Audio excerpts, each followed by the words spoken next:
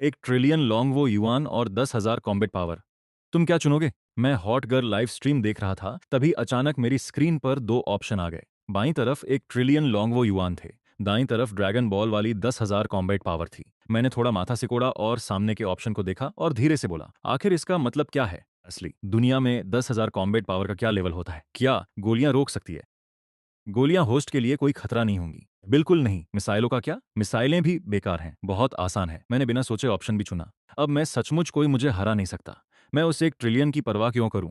जैसे ही मेरे सामने नीला पैनल गायब हुआ, मुझे लगा जैसे पूरी दुनिया ही बदल गई है। मैं खड़ा हुआ और जैसे ही आगे बढ़ने वाला था कि मुझे चटकने की आवाज सुनाई दी। मेरे पैरों के नीचे का लकड़ी का फर्श अचानक चटक गया। मैंने नीचे देखा तो मेरे पैर लकड़ी के फर्श के अंदर घुस गए थे। मकड़ी के जाले की तरह दरारें फैल गईं। मैं हैरान रह गया। मैंने अपने पैर बाहर निकालने की कोशिश की। मैंने थोड़ी सी ताकत लगाई और तुरंत मेरा बैलेंस बिगड़ गया। मैं घबरा गया और खुद को संभालने के लिए पास की मेज पकड़ ली। मजबूत लकड़ी की मेज पर उस जगह साफ हथेली का निशान बन गया जहां मैंने जोर से दबाया था। उसके ठीक बाद मेज के पैर वजन नहीं झेल पाए और पूरी मेज टूट गई। कीबोर्ड, को के डिब्बे और सारा सामान फर्श पर फैल गया। मैं उस कचरे के बीच खड़ा था। मेरे हाथ अभी भी मेज पकड़ने वाली पोजीशन में थे। मैं बस खाली चेहरे के साथ हैरान था। जब मैं अभी भी ख्यालों में खोया हुआ था, तभी एक फोन कॉल आया। मैंने अपना फोन निकाला, अपनी उंगली से धीरे से आंसर बटन स्वाइप किया और उसे अपने कान से लगा लिया। हेलो डैड, क्या चल रहा है? शेल्फी, शेल्फी, कुछ बुरा हुआ है। ये बहुत बड़ी मुसीबत है। डैड, क्या हुआ? शांत हो जाओ, मुझे बताओ कि क्या हुआ है। ये तुम्हारी छोटी बहन शियाओइंग है। क्या वो थोड़े समय पहले अपनी कुछ रूममेट्स के साथ यूनहाई घूमने नहीं गई थी? हमने उसे बहुत समझाने की कोशिश की कि इतनी दूर मत जाओ, लेकिन उसने एक न सुनी। उसने अभी बस हमें वापस फोन किया है। उसकी आवाज अजीब थी। वह रो रही थी और कांप रही थी। उसके पास एक खतरनाक आदमी चिल्ला रहा था। उन्होंने कहा कि शियाओ यिंग अभी म्यांमार में कैद है। उन्हें 5 लाख की फिरौती चाहिए, वरना उन्होंने कहा कि उन्होंने हमें सिर्फ 3 दिन दिए हैं। अगर हम 3 दिनों में पैसे नहीं जुटा पाए तो वे शियाओ यिंग को और भी दूर कहीं बेच देंगे और हम उसे फिर कभी ढूंढ नहीं पाएंगे। शियाओ फई, हम क्या करेंगे? 5 लाख कहाँ से? हम 5 लाख कहाँ से लाएंगे? डैड, पैसों की चिंता मत करो, मैं कुछ जुगाड़ कर लूंगा। आप और मॉम घर पर ही रहो, कहीं मत जाना। मेरी खबर का इंतजार करो। अपना फोन हमेशा चालू रखना। अगर वे दोबारा फोन करें तो उन्हें टालने की कोशिश करना, लेकिन उन्हें गुस्सा मत दिलाना। बस इतना कहना कि हम पैसे इकट्ठा कर रहे हैं और हमें और वक्त चाहिए। शियाओ फई, तुम आखिर क्या कर सकते हो? तुम 5 लाख कहाँ से लाओगे? मेरे पास एक तरीका है। मुझ पर भरोसा रखो, मॉम का अच्छे से ख्याल रखना। उसके बाद मैंने फोन काट दिया और कमरे से बाहर निकल आया। मैंने यूनहाई सिटी के लिए टिकट लिया। चूंकि मैं अभी अपनी ताकत को सही से कंट्रोल नहीं कर पा रहा हूँ, मैंने पब्लिक ट्रांसपोर्ट लेने का फैसला किया। यह ज्यादा सुरक्षित है। 3 घंटे का सफर एक एक मिनट सजा जैसा था। हाई स्पीड ट्रेन आखिरकार यूनहाई सिटी स्टेशन पर पहुंची। मैंने बिल्कुल भी समय बर्बाद नहीं किया। मैं स्टेशन से बाहर निकला और सीधे टैक्सी में बैठ गया। भैया, मुझे बॉर्डर पोर्ट के पास ले चलो। टैक्सी एक सुनसान हाईवे के पास रुकी। वह सामने पोर्ट है, वहां आगे एक चेक पोस्ट है। टूरिस्ट आम तौर पर वहां से आगे नहीं जा सकते। यहाँ आसपास बहुत सारी पहाड़ियां हैं। वो सामने वाले घर दिख रहे हैं, वह म्यांमार का कस्बा है। मैंने किराया दिया, धीरे से दरवाजा खोला और नीचे उतर गया। मैं अपना बैग टांगे सड़क पर खड़ा रहा। कुछ 100 मीटर आगे मैं लोंग रंगुओ का शानदार नेशनल गेट और लहराते हुए झंडे देख सकता था। गाड़ियों और लोगों की चेकिंग के लिए बगल में लाइन लगी थी। थोड़ा और दूर पहाड़ फैले हुए थे। पहाड़ के दूसरी तरफ की इमारतें साफ तौर पर अलग स्टाइल की थीं। वे बिखरी हुई और छोटी छोटी लग रही थीं। वह म्यांमार है। बॉर्डर लाइन इन पहाड़ों के बीच से गुजरती है। मैं पोर्ट की तरफ नहीं गया, बल्कि मुड़ गया और हाईवे के दूसरी ओर चल पड़ा, झाड़ियों से ढकी पहाड़ी की तरफ। वहां कोई रास्ता नहीं था। जंगल बहुत घने थे और वहां शायद ही कोई आता जाता था। कुछ मिनट चलने के बाद मैंने पक्का कर लिया कि मैं हाईवे से पूरी तरह ओझल हो चुका हूं। मैं रुका और अपना बैकपैक नीचे उतार दिया। सामने घने पेड़ पौधों से ढकी पहाड़ की चोटी है। आने जाने का रास्ता पूरी तरह बंद हो चुका है। मैंने दौड़कर छलांग नहीं लगाई। मैंने बस अपने घुटनों को हल्का सा मोड़ा। मेरे पैरों की जबरदस्त ताकत एक जोरदार धमाके के साथ बाहर निकली। मेरे पैरों के नीचे की कीचड़ वाली जमीन बुरी तरह फट गई और एक गहरा गड्ढा पीछे छोड़ गई। मैं तोप के गोले की तरह आगे बढ़ा और बहुत तेज रफ्तार से सीधे पहाड़ी की चोटी की तरफ उड़ गया। आसपास के पेड़, बेलें और चट्टानें हरे और ग्रे रंग की रोशनी और धुंध में बदल गए, जो मेरे पीछे तेजी से गुजर रहे थे। हवा मेरे कानों में तेज आवाज के साथ बह रही थी। इस बार मैं डरा नहीं, बल्कि मैंने अपना पूरा ध्यान हवा में अपने शरीर को बैलेंस करने पर लगाया। मैंने सीधे ऊपर जाने वाला आसान रास्ता नहीं चुना। इसके बजाय मैंने अपनी स्पीड बढ़ाने के लिए जंगल में पेड़ों से तेजी से छलांग लगाई। बस कुछ ही छलांगों में मैं चोटी के पास पहुंच गया था। यहाँ पेड़ पौधे और भी घने थे, जिसमें से निकलना नामुमकिन था। मैं एक सेकंड के लिए भी नहीं रुका। मजबूत बेलें और कांटेदार झाड़ियां मेरे टकराने से टूट गईं, जिससे कड़कड़ाने वाली टूटने की आवाजें आ रही थीं। मेरे कपड़े और ज्यादा फट गए। मुझे अपनी त्वचा पर हल्की चुभन महसूस हुई, लेकिन वे गुदगुदी से भी कम परेशान करने वाली थीं। आखिरकार मैं दौड़कर पहाड़ी की चोटी पर पहुंच गया। लोगों का बनाया और फिर घास फूस से ढका एक धुंधला रास्ता मुझे सामने दिखा। उसके बगल में एक पुरानी पत्थर की पट्टी मिट्टी में आधी दबी हुई थी। उस पर धुंधले नंबर और बॉर्डर शब्द लिखा हुआ था। यही वो बॉर्डर लाइन थी। मैंने अपनी नजरें पहाड़ी के दूसरी तरफ घुमाई। वहां का इलाका थोड़ा ज्यादा समतल था, वहां हरे भरे जंगलों का एक अंतहीन समंदर था। लेकिन घाटी में नीचे की तरफ मैं साफ देख सकता था कि वहां बिना किसी प्लानिंग के बनी इमारतें थीं, जिनसे रसोई की चिमनियों से धुआं उठ रहा था। मुझे दूर से लोकल भाषा में लोगों के चिल्लाने और कुत्तों के भौंकने की आवाजें भी आ रही थीं। निंगो, मैं आ गया। बिना किसी हिचकिचाहट के मैंने पहाड़ी से छलांग लगा दी। गिरने की रफ्तार और भी तेज थी, लेकिन इस बार मुझे अंदाजा था गिरते हुए।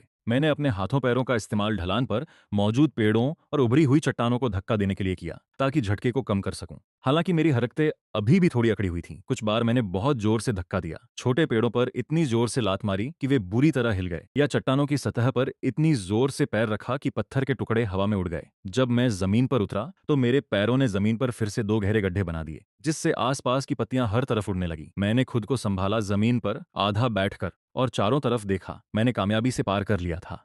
मैं किसी भी पेट्रोल टीम के सामने नहीं आया। मैंने कोई अलार्म नहीं बजाया। पूरी चीज आसान और सख्त थी। जब मैं केले के एक खुले बाग से गुजरा तो मैंने जमीन पर बिखरी हुई कुछ खाली मिनरल वाटर की बोतलें और खाने के रैपर देखे। उन पर लिखा टेक्स्ट बर्मी भाषा में था, जिसमें कुछ चीनी भाषा भी मिली हुई थी। ये वहां लोगों के होने के साफ संकेत थे। लगभग आधे घंटे बाद मैं उस घाटी के किनारे पर पहुंच गया। मैं घनी झाड़ियों के पीछे छिप गया और नीचे की तरफ देखा। यह एक आम बॉर्डर वाला शहर था, या सही कहें तो एक बड़ा गांव। सड़क पर मैंने पारंपरिक बर्मी कपड़े पहने हुए सांवले रंग के लोकल पुरुषों को देखा, पुरानी मोटरसाइकिलों पर तेज रफ्तार में गुजरते हुए।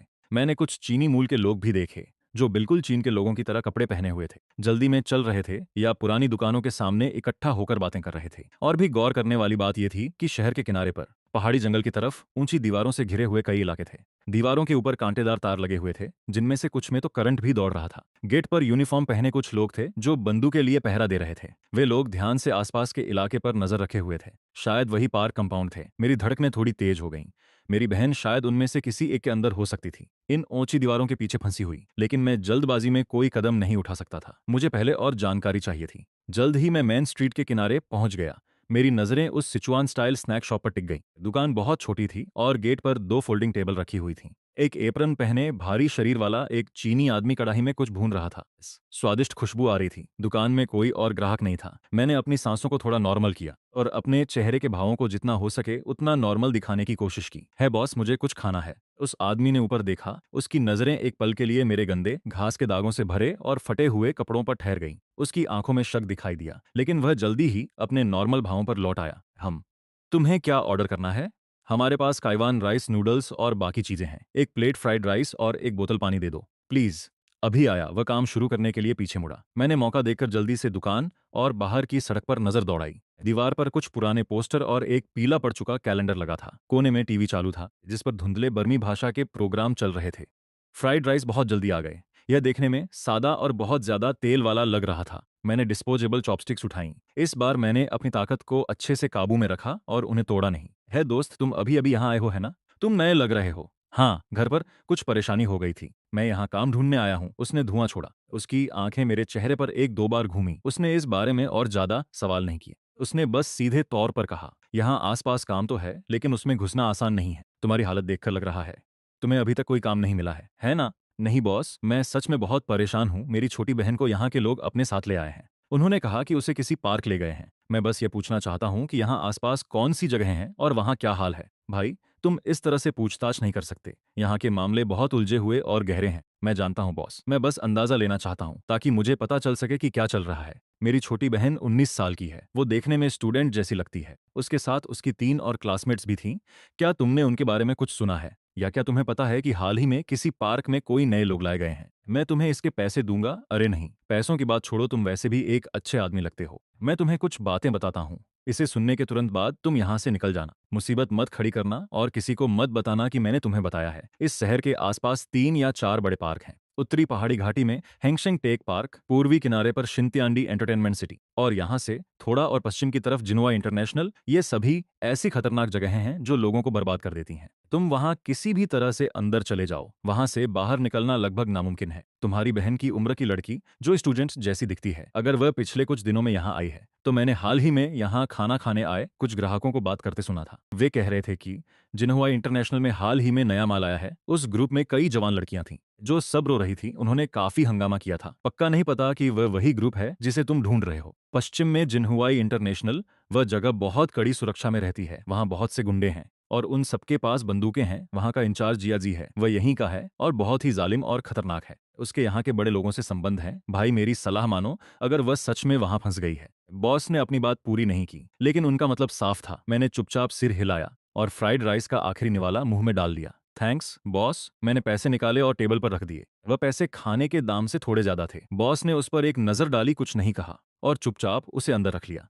मैंने अपना बैकपैक टांगा, खड़ा हुआ और उन्हें फिर से थैंक्स कहा। पीछे मुड़ा और तेजी से पास की एक सुनसान गली में चला गया। एक और बेवकूफ जो अपनी मौत के बारे में नहीं जानता। मैं शहर के पश्चिम में बजरी वाली ढलान पर खड़ा था। जिन्हुआ इंटरनेशनल पार्क बस 100 मीटर आगे ही था। ऊंची कंक्रीट की दीवार के ऊपर कटीले तार लगे थे। दीवार के साथ हर कुछ मीटर की दूरी पर एक सिक्योरिटी कैमरा धीरे धीरे घूम रहा था। बंद भारी लोहे के गेट के पास एक छोटा गार्ड बूथ था। गंदे हरे रंग की वर्दी पहने 2 गार्ड, जिनके कंधों पर एक राइफलें लटकी हुई थीं, सिगरेट पी रहे थे। मैं सीधा पार्क के गेट की तरफ चलने लगा। बस वैसे ही मेरे पैर बजरी पर पड़े, जिससे हल्की आवाज आई। शुरुआत में बूथ में बैठे दोनों गार्डों ने बिल्कुल ध्यान नहीं दिया, जब तक कि मैं गेट से 50 मीटर से भी कम दूरी पर नहीं आ गया और रुकने का कोई नाम नहीं लिया। है वहीं रुक जाओ। तुम्हें क्या लगता है तुम क्या कर रहे हो? तुम्हें यहाँ आने की मनाही है। अरे यार, मैंने कहा रुक जाओ, सुनाई नहीं दिया क्या? एक कदम और बढ़ाया तो गोली मार दूंगा। पिटाई करवाना चाहते हो? आ मॉन्स्टर। गोलियों की बौछार मेरी तरफ आई। मैंने इस बार उन्हें पकड़ने की कोशिश भी नहीं की, बस हल्का सा अपने शरीर को साइड में घुमा लिया। वह डियाओ यान गार्ड डर के मारे कांप उठा। उसने एक अजीब सी चीख निकाली और अपनी राइफल का बट सीधे मेरे सिर की तरफ दे मारा। मैंने बस लापरवाही से अपनी हथेली से पीछे की तरफ मारा। जो राइफल का बट मेरी तरफ आ रहा था उससे टकराया और उसके पीछे उस गार्ड का डरा हुआ चेहरा। गार्ड का शरीर तुरंत सुन्न पड़ गया। मेरा हाथ अभी भी हवा में था। मैंने खुद को गहरी सांस लेने के लिए बोला, आखिरकार यह पहली बार है जब मैंने किसी को मारा है। एक बार 2 बार हवा मेरे फेफड़ों में भर गई। इसने जी मिचलाने वाली घबराहट को थोड़ा कम कर दिया। मैं रुक नहीं सकता था। मेरी छोटी बहन अभी भी अंदर थी। ये लोग किडनैपर्स हैं, ये धोखेबाज हैं, ये बेरहम कसाई हैं। अगर ये नहीं मरे तो मेरी बहन और उसकी जैसी हजारों लड़कियां मर जाएंगी या बहुत बुरा हाल होगा, बहुत बुरा हाल। मैं मुड़ता हूं और जमीन पर गिरे हुए गार्ड की तरफ चलता हूं, जिसने डर के मारे पैंट में ही पेशाब कर दिया था। गार्ड मुझे अपनी तरफ आते देख बुरी तरह से डर गया।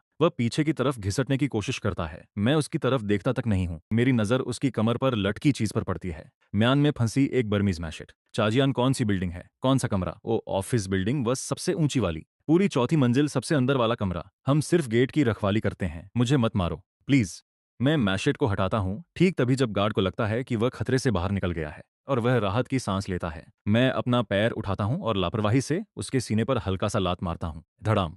गार्ड का शरीर तोप के गोले की तरह जमीन से उड़कर पीछे जाता है और 30 मीटर दूर एक पेड़ से जोर से टकराता है। एक बड़े पेड़ का मोटा तना। मैं अब उस तरफ नहीं देखता। इसके बजाय मैं अपने हाथ में मैशेट पकड़ता हूं और मजबूती से बंद भारी लोहे के गेट की ओर मुड़ता हूं। मैं गेट के पास जाता हूं, अपना पैर उठाता हूं और लॉक वाली जगह पर जोर से लात मारता हूं। हाथ में मैशेट लिए मैं गिरे हुए लोहे के गेट के ऊपर से कदम बढ़ाता हूं। धूल अभी तक जमी नहीं है। सामने लोग दिखाई देने लगे हैं। 7 या 8 गार्ड शोर सुनकर दौड़ते हुए आ रहे हैं। कुछ के पास मैशेट और लोहे की छड़ें हैं, बाकी राइफलें पकड़े हुए हैं। जब वे देखते हैं कि सिर्फ मैं हूं, मैशेट लिए एक पागल आदमी, तो वे पहले तो हैरान रह जाते हैं, फिर उनके चेहरे डरावने हो गए। धत्तेरे की, इसकी हिम्मत कैसे हुई अंदर आने की? इसे मारो। आह आह आह, वाह ही ओ आह वाह। इसे गोली मार दो। तुम कौन हो? तुम क्या चाहते हो? यह जगह मिलिट्री के कब्जे में है। मुझे छूने की हिम्मत मत करना। क्या वो लड़की लुओइंग यहाँ है? मैं नहीं जानता। मैंने उसे कभी नहीं देखा।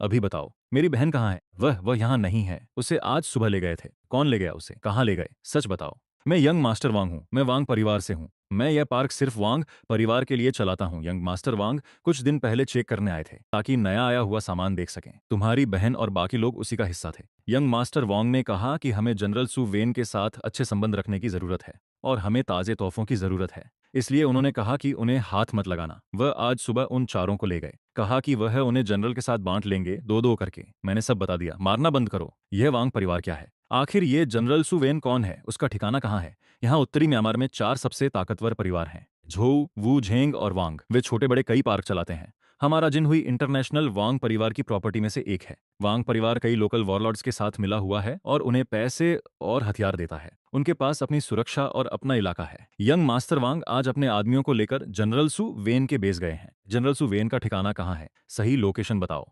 ये यहाँ से उत्तर पश्चिम दिशा में है, लगभग 40 किलोमीटर दूर मांका नाम की एक घाटी में। वही जनरल सू वेन का बेस है। वहाँ एक मिलिट्री कैंप है। वहाँ बहुत कड़ी सुरक्षा है। कोई भी आम इंसान अंदर नहीं जा सकता। क्या तुम्हारे पास यंग मास्टर वांग का फोन नंबर है? हाँ, मैंने इसे अपने फोन में सेव किया है। मैं अभी तुम्हें देता हूँ। हाँ, यंग मास्टर वांग, मुझे मारना मत।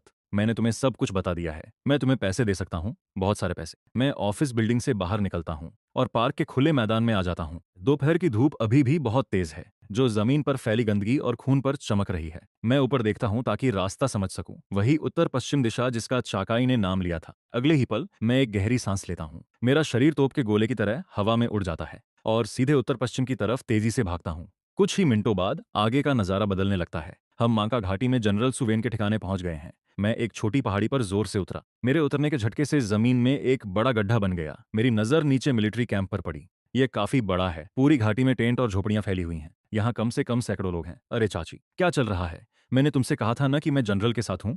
अब क्या मुसीबत हो गई? अरे कुछ तो बोलो चाचा, क्या गूंगे हो गए हो? वोंग, आओ एक ड्रिंक लो। फालतू बातों की चिंता मत करो। जो तोहफे तुम लाए हो। हाँ हाँ हाँ, बहुत बढ़िया, मुझे ये बहुत पसंद आए। मुझे खुशी है कि आपको ये पसंद आए। जनरल, मैंने खास आपके लिए ये 2 चुनी हैं, सबसे ताज़ा, सबसे सुंदर। इन्हें पकड़ कर रखो भाई। तुम मेरी जगह में घुसने की हिम्मत किसकी है गार्ड्स? तुम सबको मरना होगा। बच्चों, अपनी आंखें बंद कर लो, अपने कान ढक लो, गोली मत चलाओ। हम एक ही तरफ के हैं। मैं ड्रैगन नेशन पुलिस के साथ हूँ। मैं वांग परिवार के बीच अंडरकवर हूँ। मैं एक मिशन पर हूँ। आहद, सबूत? मेरी पहचान सीक्रेट है, लेकिन मैं तुम्हें अपना पुलिस आईडी नंबर और यूनाहाई सिटी ब्यूरो के टीम लीडर झाओ और टीम लीडर लिू के नाम बता सकता हूँ। तुम चेक कर सकते हो। शियाओइंग, तुम सब यहीं रुको, बाहर मत आना, अपनी आंखें मत खोलना, चाहे कुछ भी हो जाए। मैं बाहर का मामला संभालता हूँ, फिर मैं तुम सबको घर ले जाऊंगा। फिलहाल शांति रखो। अगर मुझे यकीन हो गया कि तुम वही हो तो मैं तुम्हें जाने दूंगा। अगर तुम झूठ बोल रहे हो तो हंस जानते हो। संभल कर रहना। बाहर बहुत सारे लोग हैं और भारी हथियार भी हैं। लूफे ने कोई जवाब नहीं दिया। उसने आखिरी बार अपनी बहन को देखा, तसल्ली की कि वह फिलहाल सुरक्षित है। फिर उसने गहरी सांस ली, हाथ में पकड़ी कुंद हो चुकी मैशेटी को जोर से जकड़ लिया। उसकी नजरें उस गेट पर गईं जिसे उसने तोड़ा था। बाहर तेज कदमों की आहट और राइफल लोड होने की आवाजें आ रही थीं और अफसरों के चिल्लाने की आवाजें बिल्कुल बाहर से आ रही थीं। भीड़ ने इस बड़े घर को पूरी तरह से घेर लिया था। अंदर आने या बाहर जाने का रास्ता नहीं था। बंदूकें सीधे दरवाजे की तरफ तनी थीं। लूफे ने मुड़कर अपनी बहन को देखा। अगले ही पल वह गोले की तरह ऊपर उछला। उसने छत की तरफ जोरदार छलांग लगाई। वह दरवाजे की तरफ नहीं भागा, वह सीधे ऊपर गया। धम लकड़ी और ईंटों से बनी छत पूरी ताकत से लगी छलांग से टकराई और उसमें बड़ा सा छेद कर दिया। मलबा हर तरफ उड़ रहा था और लूफे का शरीर पहले ही उस छेद से बाहर निकल चुका था, हवा में ऊंची छलांग लगाते हुए। नीचे वॉरलॉर्ड के सैनिकों की भीड़ थी। हजारों हैरान और डरी हुई नजरें ऊपर की तरफ उठी थीं, जो आसमान को देख रही थीं। बंदूकें अपने आप ऊपर उठ गईं। लूफेई ने हवा में ही खुद को संभाला। उसकी ठंडी नजरें नीचे मौजूद घनी भीड़ पर दौड़ी। ऊपर वाले बंदे पर फायर करो। किसी को नहीं पता था यह हुक्म किसने दिया। अगले ही पल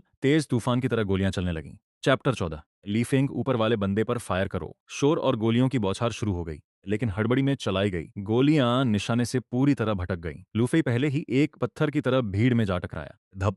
जिस पल उसने जमीन पर कदम रखा वहां जोरदार धमाका हुआ। सबसे करीब खड़े 4 या 5 सैनिकों को इसका तगड़ा झटका लगा। उस इम्पैक्ट से उनकी हड्डियां तुरंत टूट गईं। उनके मुंह से खून निकला और वे पीछे की तरफ जा गिरे, अपने पीछे खड़े और भी लोगों को गिराते हुए। धूल और धुआं आसमान में भर गया। बिखर जाओ, सब इधर उधर भागो, एक ऑफिसर ने अपनी पूरी ताकत से चिल्लाकर कहा। लूफेई अपने बनाए हुए छोटे से गड्ढे के बीच में बैठा था और धीरे धीरे खड़ा हुआ। उसके आसपास बचे हुए सैनिक इस खुखार इंसान के उतरने के नजारे से इतने हैरान थे कि वे पत्थर बन गए थे। एक पल के लिए वे गोली चलाना भी भूल गए। वे बस डर के मारे धीरे धीरे ऊपर उठते उस इंसान को घूर रहे थे। लूफेई ने उन्हें संभलने का कोई मौका नहीं दिया। वह आगे बढ़ा, एक भूत की तरह अपने पास घबराए हुए सैनिकों की भीड़ में घुस गया। उसने जिस पहले सैनिक को निशाना बनाया, उसने बस अपनी बंदूक उठाई ही थी। जैसे ही उसकी नजरें अंधेरी हुईं, खून और गंदगी से सना एक जूते का तला उसकी नजरों के सामने तेजी से बड़ा होने लगा। धप! लियू फेई ने उसकी छाती पर जोर से लात मारी। सैनिक को लगा जैसे उसे सामने से एक तेज रफ्तार ट्रक ने टक्कर मार दी हो। उसकी छाती अंदर की तरफ धंस गई। पता नहीं कितनी हड्डियां टूटी होंगी। वह तुरंत पीछे की तरफ जा गिरा, एक बॉलिंग बॉल की तरह, और अपने पीछे की भीड़ में जोर से टकराया। जिन 5 या 6 सैनिकों को उसने टक्कर मारी वे चिल्लाए और उसी के साथ गिर गए। सब एक साथ गिर गए। हड्डियां टूटने की आवाज हर तरफ से आ रही थी और यह तो बस शुरुआत थी। लियू फेई भीड़ के बीच तेजी से बिजली की तरह दौड़ रहा है। उसके हाथ में मौजूद चाकू एक घातक हथियार बन गया है। हर बार एकदम सही निशाने पर लग रहा है और लोगों को चीर रहा है, क्योंकि भीड़ बहुत ही ज्यादा घनी है। अक्सर एक ही वार में 2 या 3 लोग मर रहे हैं। गोली चलाओ, उसे मार डालो, डरो मत, वह अकेला है। भीड़ के पीछे छिपा एक ऑफिसर पूरी ताकत से चिल्ला रहा है। बेहद डरे हुए सैनिक मौत के डर और ऑफिसर के आदेश के चलते आखिरकार फिर से ट्रिगर दबा देते हैं। रटाटेट, बंग बंग बंग, गोलियां फिर से बरसने लगती हैं। लेकिन अभी भीड़ इतनी घनी है और लियू फेई एक भूत की तरह भीड़ के बीच से निकल रहा है। बहुत सारी गोलियां लियू फेई को नहीं लगती और अपने ही आदमियों को लग जाती हैं। गोली चलाना बंद करो, तुमने मुझे मार दिया। हम एक ही तरफ हैं। अपनों की गोलीबारी से मची चीख पुकार और गालियों ने माहौल को और भी ज्यादा खराब बना दिया है। लूफेई भेड़ों के झुंड में किसी शेर की तरह है। वह जहां भी जा रहा है, लोग हवा में उछलते हुए गिर रहे हैं। चारों तरफ मांस और खून बिखरा पड़ा है। उसके हाथ में मौजूद मैचेते न जाने कितने लोगों पर वार करने के बाद आखिरकार और नहीं झेल पाता। वह एक तेज आवाज के साथ बीच से टूट जाता है। ब्लेड का आधा हिस्सा घूमता हुआ बाहर जाता है और पीछे से हमला करने की कोशिश कर रहे एक सैनिक की आंख में जा धंसता है। वह सैनिक दर्द से तड़पता हुआ जमीन पर गिर जाता है। लियूफेई उसकी तरफ देखता तक नहीं है। वह जमीन पर पड़े एक मरे हुए सैनिक के हाथ से बड़ी आसानी से एक ठीक ठाक बर्मी मैचेते उठाता है और लड़ना जारी रखता है। हर बार कई जाने ले रहा है। हर लात दुश्मनों के एक ग्रुप को उड़ा रही है। वह पूरी तरह से खून से लथपथ है, सिर से पैर तक, जैसे उसे अभी अभी खून के तालाब से बाहर निकाला गया हो। हवा में खून और बारूद की तेज बदबू घुली हुई है। 100 लोगों से घिरा हुआ वह घेरा बस कुछ ही मिनटों में किसी खेत में फसल कटने जैसा हो गया है। आधे से ज्यादा लोग मारे जा चुके हैं। बाकी सब हिम्मत हार रहे हैं। यह कोई लड़ाई नहीं है, यह एक तरफा कत्लेआम है। यह आम लोगों का किसी ऐसे राक्षस का सामना करना है जिसे समझना नामुमकिन है। राक्षस, वह एक राक्षस है। उसे मारा नहीं जा सकता। हम उसे बिल्कुल भी नहीं मार सकते। भागो, तेजी से भागो। डर बाकी बची भीड़ में तेजी से फैल रहा है। बचे हुए सैनिक आखिरकार लड़ने की सारी हिम्मत खो देते हैं। वे चिल्लाते और रोते हुए अपने हथियार गिरा देते हैं, पीछे मुड़ते हैं और कैंप की सीमा की ओर जान बचाकर भागते हैं। सैन्य आदेश, जनरल। अभी के लिए जिंदा रहने से ज्यादा और कुछ भी मायने नहीं रखता। लोवेफेई की खून से भरी आंखें भागती हुई पीठों पर पड़ती हैं। वह किसी को भी जाने देने के मूड में नहीं है। वह अपने पैर से जमीन को पीछे धकेलता है और सबसे तेज भागने वाले सैनिक तक पहुंच जाता है। वह मैचेते से नीचे वार करता है। वह रुकता नहीं है और अगले निशाने की तरफ मुड़ जाता है। वह बहुत ही ज्यादा तेज है। भागते हुए से सैनिक उससे बिल्कुल भी आगे नहीं निकल सकते। कैंप भर में चीखें सुनाई दे रही हैं, जो फिर जल्दी ही शांत हो जाती हैं। आखिरकार पूरे मानका वैली कैंप में कोई भी दुश्मन जिंदा नहीं बचा है। सन्नाटा, एक जानलेवा सन्नाटा घाटी में छाया है। लूफेई चुपचाप खड़ा है। उसके हाथ में माशेट है। बहुत ज्यादा इस्तेमाल की वजह से उसमें फिर से निशान पड़ गए हैं। उसके कपड़े और पैंट खतरनाक लड़ाई और अनगिनत गोलियों के छिलने के बाद अब चिथड़ों में बदल चुके हैं, जो खून से सने हैं और मुश्किल से उसके शरीर को ढके हुए हैं। वह अपने खून से सने हाथों को नीचे देखता है और उस बड़े पेड़ की तरफ चलता है जहां उसने अपना बैकपैक पहले छोड़ा था। वह बैकपैक उठाता है। वह उसे खोलता है। अंदर एक ट्रैक सूट बदलने के लिए है, साथ ही एक तौलिया और पानी भी है। वह पास की एक धारा के पास जाता है और जल्दी से अपने शरीर से खून धोता है। फिर वह खुद को पोंछकर सुखाता है और साफ ट्रैक सूट पहन लेता है। वह अपने खून से सने फटे पुराने कपड़ों को एक गोले की तरह मोड़ता है और उन्हें धारा में गहराई की तरफ फेंक देता है ताकि वे बह जाएं। वह बैकपैक को अपने कंधे पर लटकाता है, माशेट को उठाता है और बैरकों के बड़े लकड़ी के घर की तरफ वापस मुड़ता है। अंदर का नजारा अब भी वैसा ही है। जनरल सु वेन खून के तालाब में पड़ा है। बहुत ज्यादा खून बहने की वजह से उसका चेहरा राख जैसा पीला है। उसकी सांसें धीमी हैं और वह लगभग बेहोश है। जो आदमी खुद को पुलिस वाला बता रहा था, वह अब भी हाथ पैर बंधे हुए जमीन पर बैठा है। जब वह लूफेई को अंदर आते देखता है तो उसके चेहरे के हाव भाव बहुत उलझे हुए होते हैं। कोने में बंकर के पीछे लुइंग और उसकी 3 रूममेट्स की आंखें अब भी कसकर बंद हैं और उन्होंने अपने कान ढके हुए हैं। कुछ और लड़कियां भी बंकर के पीछे सिमटी हुई हैं, डर के मारे हिल भी नहीं पा रही हैं। लूफेई अपनी बहन के पास नहीं जाता। वह मरते हुए जनरल सु वेन के पास जाता है। वह नीचे बैठता है और जनरल के बिना खून वाले पीले चेहरे को चाकू के पिछले हिस्से से थपथपाता है। सु वेन मुश्किल से अपनी आंखें खोलता है और लूफेई को देखता है। उसकी आंखों में डर और मदद की गुहार है। तुम पैसे, सोना और दूसरी कीमती चीजें कहाँ रखते हो? लूफेई ने ठंडे अंदाज में पूछा। उसके पास अभी कुछ भी नहीं है। उसे अपनी बहन को बचाने के बाद उसे फिर से सेट करने के लिए पैसे चाहिए और उसे अपने माता पिता को संभालने के लिए भी पैसों की जरूरत है।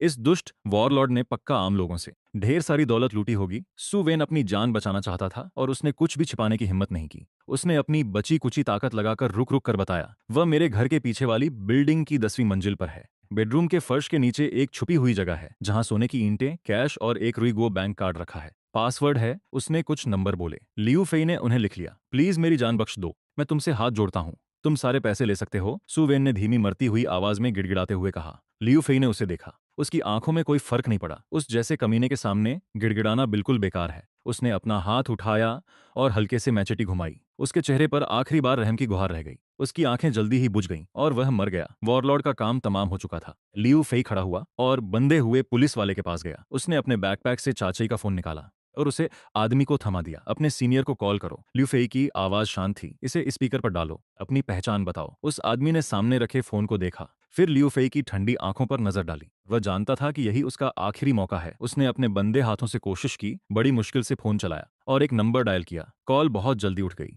दूसरी तरफ से एक गंभीर आदमी की आवाज आई जो कोड में बात कर रहा था। उस आदमी ने सही कोड के साथ जवाब दिया, फिर जल्दी से अपनी हालत बताई। लाइन के दूसरी तरफ कुछ सेकंड के लिए खामोशी छा गई, जैसे वे स्थिति को चेक कर रहे हों और सोच रहे हों। फिर दूसरी तरफ से आवाज ने निर्देश दिए, पक्का करो कि बंधक सुरक्षित हैं। मिलने की जगह सीमा पर लोंगवो साइड की तरफ है, एक गुप्त लोकेशन पर, कोई वहां तुमसे मिलेगा। साथ ही उन्होंने अपराधी गैंग के ज्यादा से ज्यादा सबूत और चोरी का पैसा इकट्ठा करने को कहा है। कॉल काट दी गई। लियू फेई ने पूरी बातचीत साफ सुनी थी। उनके शब्द, रिएक्शन और कोड चेक सब बहुत प्रोफेशनल लग रहे थे, नकली नहीं।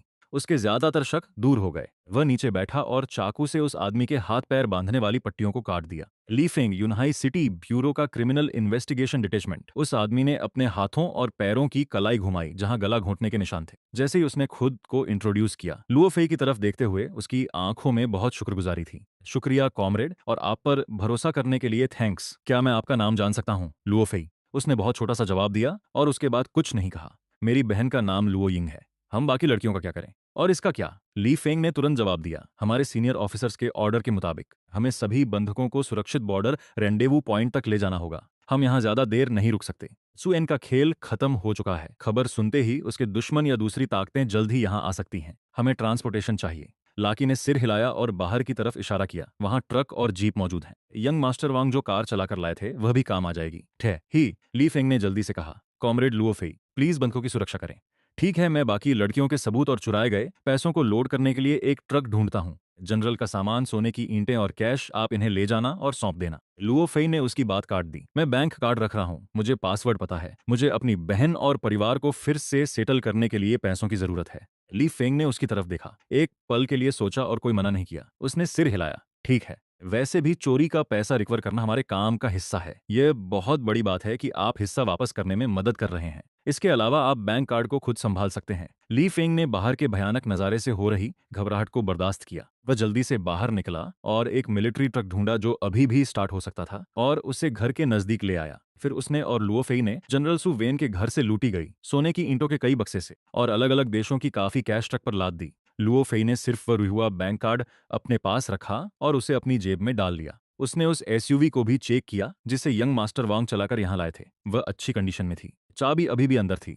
फिर ली फेंग ने ध्यान से बाकी डरी हुई लड़कियों को ट्रक के पीछे चढ़ने में मदद की और उनसे एक साथ पास बैठने को कहा। हमें जो कंबल मिले उनसे उन्हें ढक दिया, उन्हें चुप कराने की कोशिश की। जब लू यिंग और बाकी लोगों की बारी आई तो लू फेई चलकर पास गया। उसने अपनी बहन के कांपते हुए कंधे पर धीरे से हाथ रखा। लू यिंग ने वह पहचाना हुआ स्पर्श महसूस किया। उसका शरीर हल्का सा झटके से हिला। धीरे से अपने कानों को ढके हुए हाथों को हटाया, पर उसने अभी भी अपनी आंखें खोलने की हिम्मत नहीं की। शियाओयिंग, मैं हूं। लू फेई ने अपनी आवाज जितनी हो सके उतनी धीमी रखी। सब ठीक है, सारे बुरे लोग चले गए हैं, हम अब घर जा रहे हैं। सुनो, मैं तुम सबको बाद में गाड़ी तक ले चलूंगा। अच्छी बच्ची बनकर रास्ते भर आंखें बंद रखना, उन्हें मत खोलना, ठीक है?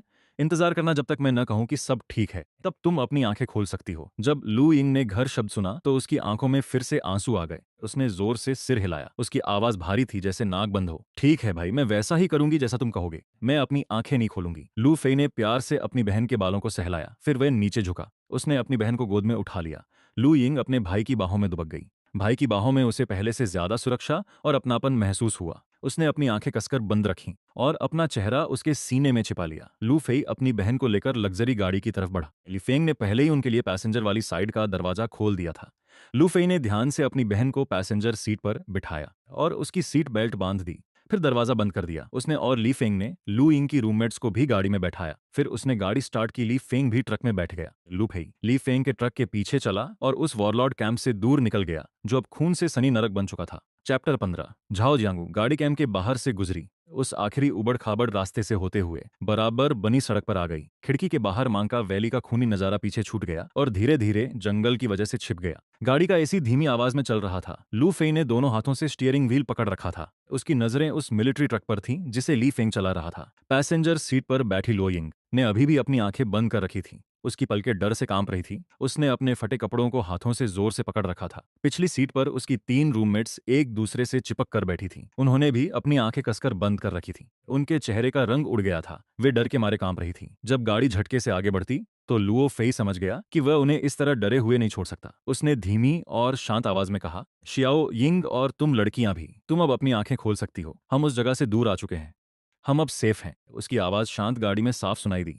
लुओ यिंग का शरीर फिर से एक झटके के साथ हिला। उसकी पलकें फड़फड़ाईं। फिर उसने अपनी आंखें बस थोड़ी सी खोली। सबसे पहले उसने अपने भाई लुओ फेई को देखा जो गाड़ी चलाने में लगा था। भैया, लुओ यिंग की आंखों में फिर से आंसू भर आए।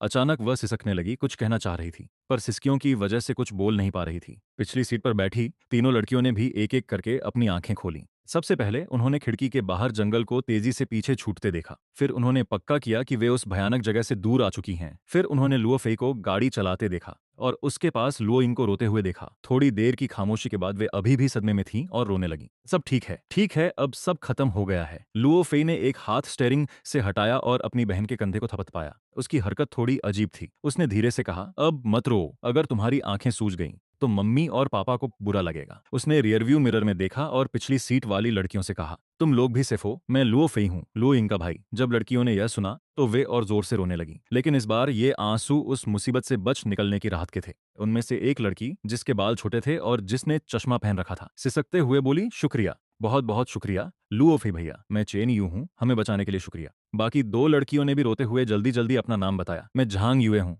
मैं लियू तियान हूँ, शुक्रिया भैया। लुओ फेई ने सिर हिलाया, शुक्रिया की जरूरत नहीं है, तुम सब शाओ यिंग की क्लासमेट्स हो, यह तो मेरा काम था। वे एक पल के लिए रुके, अपनी जेब से काई ताई का फोन निकाला और उसे लुओ यिंग को दे दिया।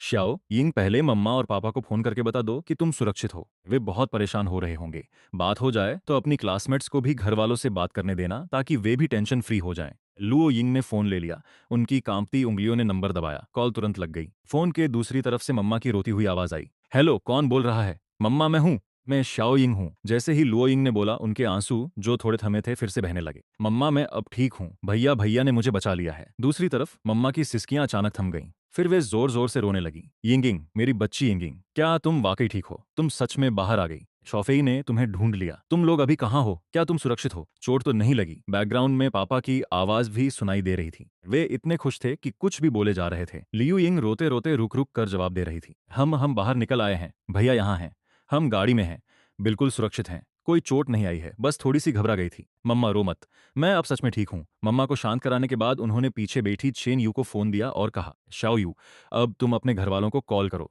चेन यू ने जल्दी से सिर हिलाया और फोन ले लिया। हाथ कांपते हुए उन्होंने नंबर डायल किया। जल्द ही कार में फिर से रोने और दिलासा देने का दौर शुरू हो गया। जिजांग युए और लियू कियान ने भी बारी बारी से फोन लिया। जैसे ही हर लड़की ने अपने घरवालों की आवाज सुनी, वे इतना फूट फूट कर रोने लगीं कि खुद को रोक ही नहीं पाईं। लुओ फेई चुपचाप गाड़ी चलाते रहे। उनके मन का तनाव आखिर थोड़ा कम हुआ। गाड़ी लगभग आधे घंटे तक पहाड़ी रास्ते पर चलती रही। सामने जंगल में एक साफ खुली जगह दिखाई दी। खुली जगह पर दो काली ऑफ रोड गाड़ियां पहले से ही खड़ी थीं। सादे कपड़ों में कुछ आदमी सीधे खड़े होकर गाड़ियों के पास इंतजार कर रहे थे। जब उन्होंने ली फेंग द्वारा चलाए जा रहे ट्रक और लुओ फेई की कार को करीब आते देखा तो वे आदमी तुरंत चौकन्ने हो गए। उन्होंने चुपके से अपने हाथ अपनी कमर की तरफ किए। ली फेंग ने पहले गाड़ी रोकी, कैब से बाहर कूदा और उन आदमियों की तरफ तेजी से चल दिया। उन्होंने धीरे से बात की। उन आदमियों के चेहरे के भाव थोड़े ढीले पड़ गए। उनमें से एक ने वॉकी टॉकी उठाया और धीरे से बात की। लो फेई ने भी गाड़ी रोक दी, लेकिन तुरंत बाहर नहीं निकला। उसने बाहर खड़े लोगों को देखा जो साफ तौर पर सरकारी अफसर लग रहे थे। फिर उसने अपनी बहन और उसके दोस्तों को देखा जो उसके बगल में अभी थोड़ा शांत हुए थे। शाओइंग, तुम लोग अभी गाड़ी में ही रहो, डरो मत, बाहर के लोग हमें लेने आए हैं, वे पुलिस वाले हैं। लुओ फेई ने धीमे से उन्हें समझाया। लड़कियां सिर हिलाने लगीं, हालांकि वे अभी भी थोड़ी डरी हुई थीं। उन्हें अब काफी सुरक्षित महसूस हो रहा था। लुओ फेई ने दरवाजा खोला और बाहर निकल आया। ली फेंग सामने खड़े एक अधेड़ उम्र के आदमी से बात कर रहा था। उस आदमी का चेहरा चौकोर था और रंग थोड़ा सांवला था। जैसे जैसे वह ली फेंग की बात सुन रहा था, उसके चेहरे पर बार बार हैरानी और शक के भाव आ रहे थे। उसने लुओ फेई की तरफ भी कई बार देखा, जो गाड़ी से नीचे उतरा था। उसकी आंखों में बहुत उत्सुकता थी। जब ली फेंग ने बताया कि लुओ फेई ने अकेले दम पर वॉरलॉर्ड कैंप को खत्म कर दिया और जनरल सुवेन को मार गिराया, तो उस आदमी की आंखें फटी की फटी रह गईं। जाहिर है, एक पल के लिए लुओ फेई वहां से गुजरा। ली फेंग ने तुरंत मिलवाया। लुओ फेई, ये यूनहाई क्रिमिनल इन्वेस्टिगेशन डिटैचमेंट के कैप्टन झाओ हैं, जो इस ऑपरेशन के कमांडर हैं। कैप्टन झाओ, ये लुओ फेई हैं, लुओ यिंग के बड़े भाई। कैप्टन झाओ आगे बढ़े और हाथ मिलाने के लिए हाथ बढ़ाया। उनका अंदाज गंभीर था, जिसमें थोड़ी हैरानी भी थी। नमस्ते लुओ फेई, मैं झाओ जियांगो हूँ। ली फेंग ने मुझे सारी बात बता दी है। आपने बहुत मेहनत की है। हमारे साथियों और देशवासियों को बचाने के लिए शुक्रिया। लुओ फेई ने हाथ आगे बढ़ाया और उनसे हाथ मिलाया। उसने अपनी ताकत पर काबू रखा। हैंडशेक बस एक हल्का सा टच था और फिर हाथ अलग हो गए। Hello captain Zhao. Luo Fei की आवाज शांत थी। मैंने लोगों को बाहर निकाल लिया है। आगे के रिसेटलमेंट का काम मैं आप पर छोड़ता हूँ। यह तो हमारा फर्ज है। कैप्टन झाओ ने सिर हिलाया, एक पल के लिए हिचकिचाए, फिर भी पूछ लिया, क्या कैंप साइट के बारे में ली फेंग की दी गई जानकारी सच है? ज्यादातर सच है। लुओ फेई ने ज्यादा कुछ नहीं बताया। अभी के लिए कैंप में कोई खतरा नहीं है। जब्त किया गया काला धन और सबूत ट्रक में रखे हैं। कैप्टन झाओ ने एक गहरी सांस ली, अपने दिल में दबे सदमे को काबू करते हुए। उन्होंने भारी आवाज में कहा, हम तुरंत सभी लोगों को सुरक्षित चीन वापस लाने और उनके रहने का इंतजाम करेंगे। फिजिकल चेक और साइकोलॉजिकल काउंसलिंग होगी। जहां तक कैंप की बात है, हमें आगे चेक करना होगा, ऊपर रिपोर्ट करनी होगी और म्यांमार के साथ सरकारी चैनल के जरिए बातचीत करनी होगी। लुओ फेई ने सिर हिलाया, सरकारी प्रोसेस के बारे में अपनी समझ जाहिर की, लेकिन उसने जिनवेई इंटरनेशनल पार्क के बारे में सोचा, जहां हमारे बेगुनाह देशवासी अभी भी कैद हैं। उन्हें स्कैम करने के लिए मजबूर किया जा रहा है और शायद अभी उन्हें टॉर्चर भी किया जा रहा है। कैप्टन झाओ, लुओ फेई ने अपनी बात रखी, उसकी आवाज अभी भी शांत थी। मेरी बहन और बाकी लोगों के अलावा एक और जगह है जहां हमारे बहुत से देशवासियों को रखा गया है। उन्हें फ्रॉड करने पर मजबूर किया जा रहा है और उनकी हालत बहुत खराब है। कैप्टन झाओ ने तुरंत माथे पर बल डाला। कहाँ? जिनहुई इंटरनेशनल पार्क उस दिशा में है जहां से हम आए थे। वहां का इंचार्ज चाचा है। मैंने उसे तो संभाल लिया है, लेकिन अंदर अभी भी बहुत सारे फंसे हुए लोग हैं और अभी भी वहां काफी गार्ड्स बचे हैं, लुओ फेई ने कहा। कैप्टन झाओ के चेहरे पर गंभीरता और बढ़ गई। ऐसे पार्कों में दूसरे देश जाकर पुलिसिया कार्रवाई करना बहुत ही सेंसिटिव मामला है, खासकर जब तक कि म्यांमार सरकार से ऑफिशियल्स मंजूरी और सहयोग न मिले। अगर हमारे बहुत सारे लोग उस एरिया में जाते हैं तो इसे गलत तरीके से मिलिट्री हमला समझा जा सकता है, जिससे गंभीर कूटनीतिक विवाद या जंग भी छिड़ सकती है। हमें कोऑर्डिनेशन की परमिशन के लिए वक्त चाहिए। जब तक आप कोऑर्डिनेशन पूरा करेंगे तब तक अंदर मौजूद लोगों को या तो कहीं और भेज दिया जाएगा या मार दिया जाएगा। लुओ फेई ने उनकी बात काटी। वक्त किसी का इंतजार नहीं करता।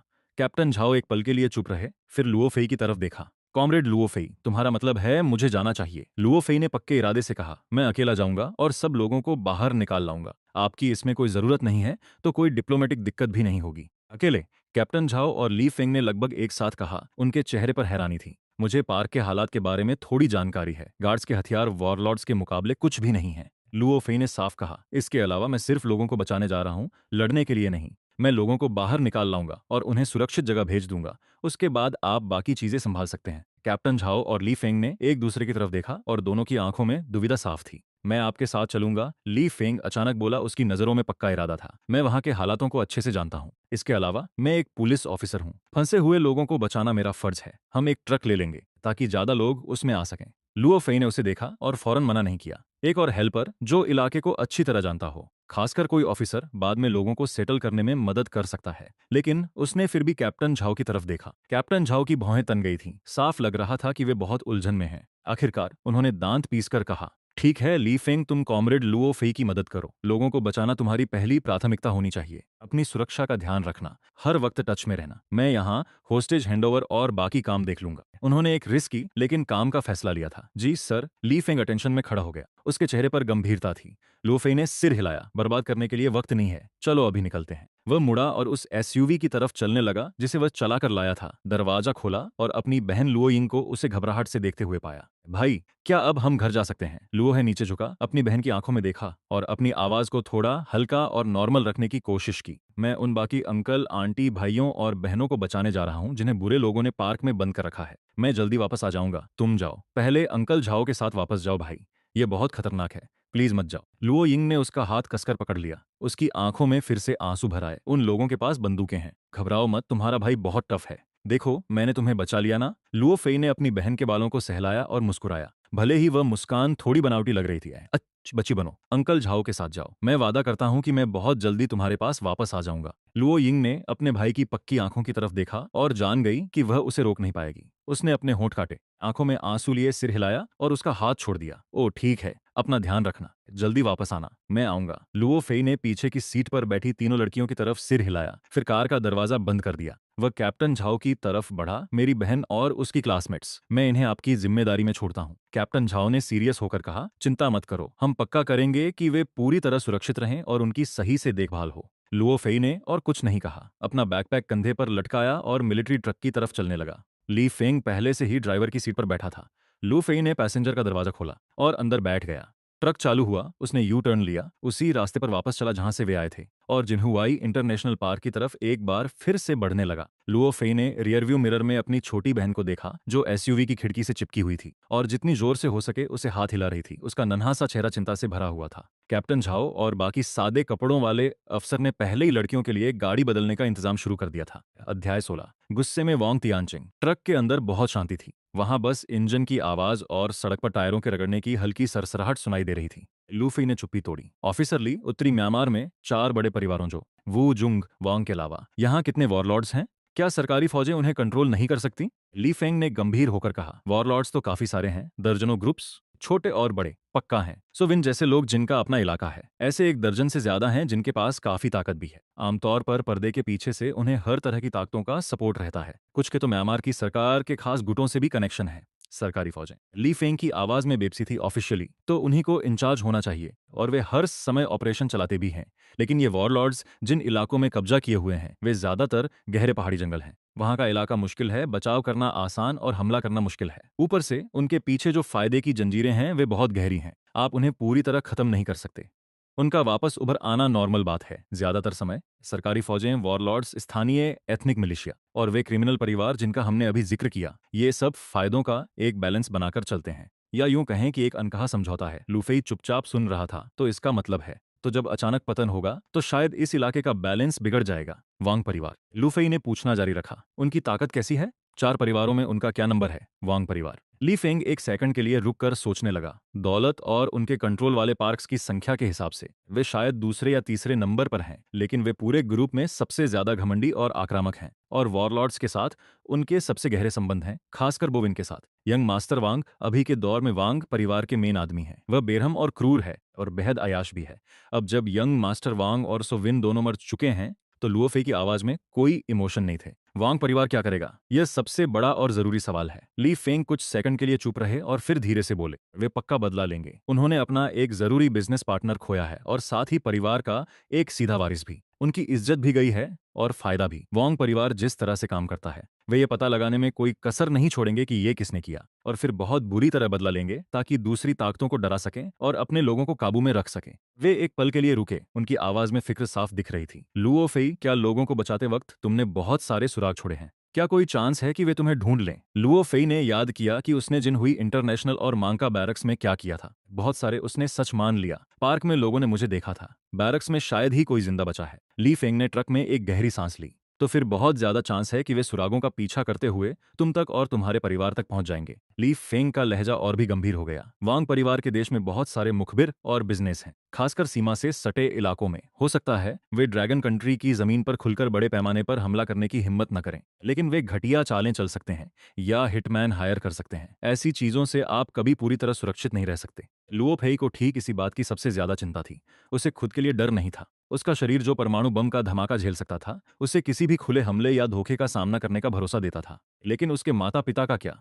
उसकी छोटी बहन का क्या? वे तो आम लोग थे। वे हमेशा उसके साये में नहीं छिप सकते थे। अगर उसने थोड़ी भी लापरवाही बरती या अगर वांग परिवार ने उसे दूर खींचने जैसी कोई नीच चाल चली, जैसे कि अपहरण या धमकी, तो वह इसके नतीजों के साथ जी नहीं पाएगा। लुओ फेई की भौहें कस गईं। ऐसा लग रहा था कि जिन हुई इंटरनेशनल पार्क में देशवासियों को बचाना तो बस पहला कदम था। वांग परिवार इस मुसीबत को जड़ से खत्म करना होगा। कम से कम उसे उनकी उन कोशिशों को रोकना होगा जो उन्होंने उसके और उसके परिवार के खिलाफ की हैं। क्या उन्हें फिलहाल बदला लेने से रोकने का कोई रास्ता है, या फिर तुम ऐसा करने से डर रहे हो? लुओ फेई ने पूछा। उसकी आवाज में मारने की हल्की सी झलकी थी। ली फेंग उसका इशारा समझ गया और जल्दी से बोला, लुओ फेई, जोश में आकर कोई कदम मत उठाना। वांग परिवार बहुत ताकतवर है। एक या दो लोगों को मारने से कुछ नहीं होगा। इसके अलावा देश के अंदर किसी पर हमला करना बिल्कुल अलग बात है। मैंने कभी नहीं कहा कि मैं ये देश के अंदर करूंगा। लुओ फेई ने उसकी बात काटते हुए कहा।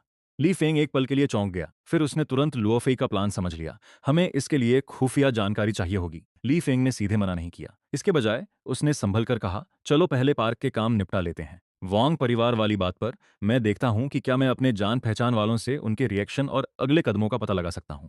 ठीक है। लोकी ने सिर हिलाया। दोनों ने बात करना बंद कर दिया। दोनों अपने अपने ख्यालों में खो गए। उसी समय जिन हुई इंटरनेशनल पार्क के अंदर लुओ फेई के जाने के बाद के घंटे बिल्कुल भी शांत नहीं रहे। इसके बजाय वहां पूरी तरह से अफरा तफरी मच गई। चिकाई और ज्यादातर एलिट गार्ड्स के मरने से पहले तो बचे हुए गुंडों और वहां कैद लोगों के बीच बड़ी दहशत फैल गई। बंधक, खासकर वो लोग जिन्हें वहां ज्यादा समय से बंद नहीं किया गया था, युवा लोग जिनमें अभी भी लड़ने की हिम्मत बाकी थी। उन्होंने देखा कि गार्ड फोर्स कम पड़ रही थी और मैनेजमेंट फेल हो गया था। उन्होंने हिम्मत जुटाई। कुछ निडर लोगों के साथ उन्होंने दंगा करने की कोशिश की, गेट पर धावा बोल दिया और हथियारों पर कब्जा करने लगे। मजबूरी में निकली ताकत कमाल की होती है। उन्होंने हर उस चीज का इस्तेमाल किया जो उनके हाथ आई, और यहां तक कि अपने शरीर का भी, उन बचे हुए गार्ड्स से लड़ने के लिए जो खुद डर के मारे बौखलाए हुए थे। अचानक जबरदस्त लड़ाई शुरू हो गई। चिल्लाने, लड़ने की आवाजें और चीखें पूरे पार्क में गूंज उठीं। खून से जमीन फिर से लाल हो गई।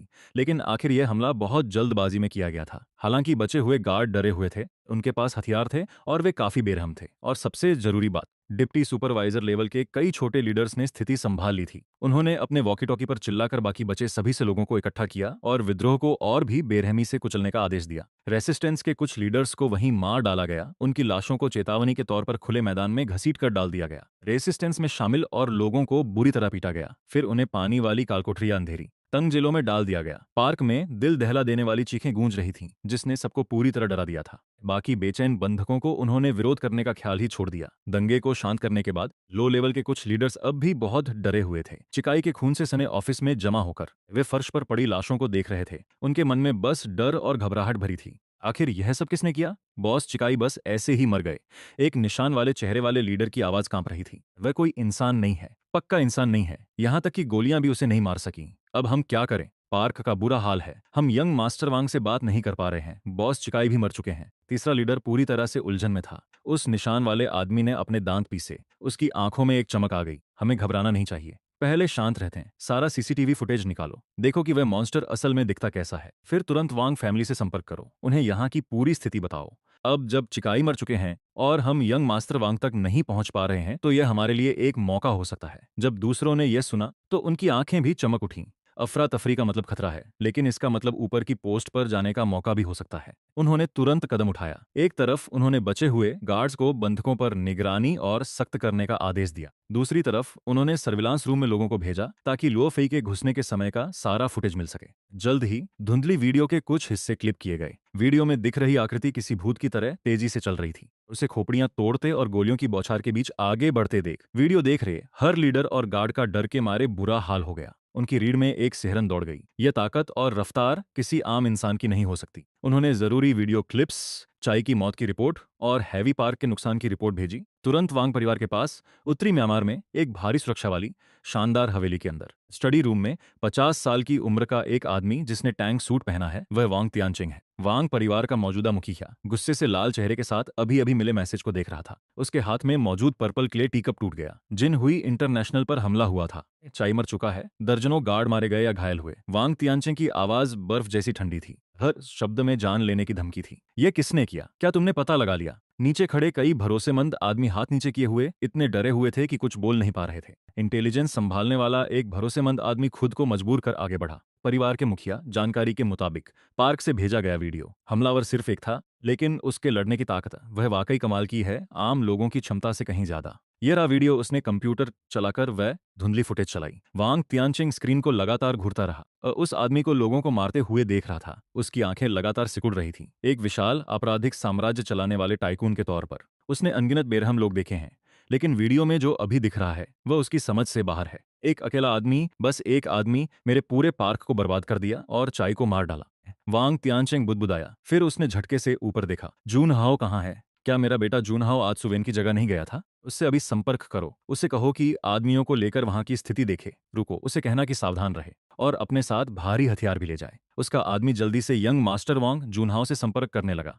लेकिन कॉल नहीं लग पा रही थी। जूनहाओ जिन बॉडीगार्ड्स को साथ ले गया था, उनकी कॉल्स भी नहीं लग रही थी। वांग तियानचिंग के दिल में एक बुरा शक पैदा हुआ। जनरल सु वेन की तरफ फिर से संपर्क करो। वह गुर्राया। जल्द ही और भी बुरी खबर आई। मांका वैली में जनरल जो का कैंप पूरी तरह से कट चुका है। स्काउट्स ने बताया है कि घाटी की तरफ से घना धुआं उठ रहा है। पहले हल्की गोलीबारी और धमाकों की आवाजें सुनाई दी थीं, लेकिन अब वहां एकदम सन्नाटा है। कोई भी करीब नहीं जा सकता। वांग तियानचिंग अचानक खड़े हो गए। उनका चेहरा देखकर लग रहा था कि वो बहुत दुखी हैं। पानी, मेरा बेटा गायब है। मेरे पार्टनर का मिलिट्री कैंप शायद हमले का शिकार हुआ है। मेरे खुद के पार्क को अभी एक ही आदमी ने इतनी तबाही मचाकर मिटा दिया। यह सब इत्तेफाक नहीं लग रहा। यह सीधे वांग परिवार को निशाना बनाया जा रहा है। वांग तियानचिंग की आंखों में गुस्सा साफ दिख रहा था। मुझे परवाह नहीं कि वह कौन है। जो कोई भी मेरे बेटे वांग तियानचिंग के बेटे को छूने की हिम्मत करेगा और मेरी प्रॉपर्टी बर्बाद करेगा, मैं उसे इतनी बुरी मौत मारूंगा कि उसका नामो निशान मिट जाएगा। उसके परिवार और दोस्तों समेत किसी को नहीं छोड़ा जाएगा। उन्होंने तुरंत आदेश दिए। अभी इसी वक्त भारी हथियारों के साथ एलीट टीम को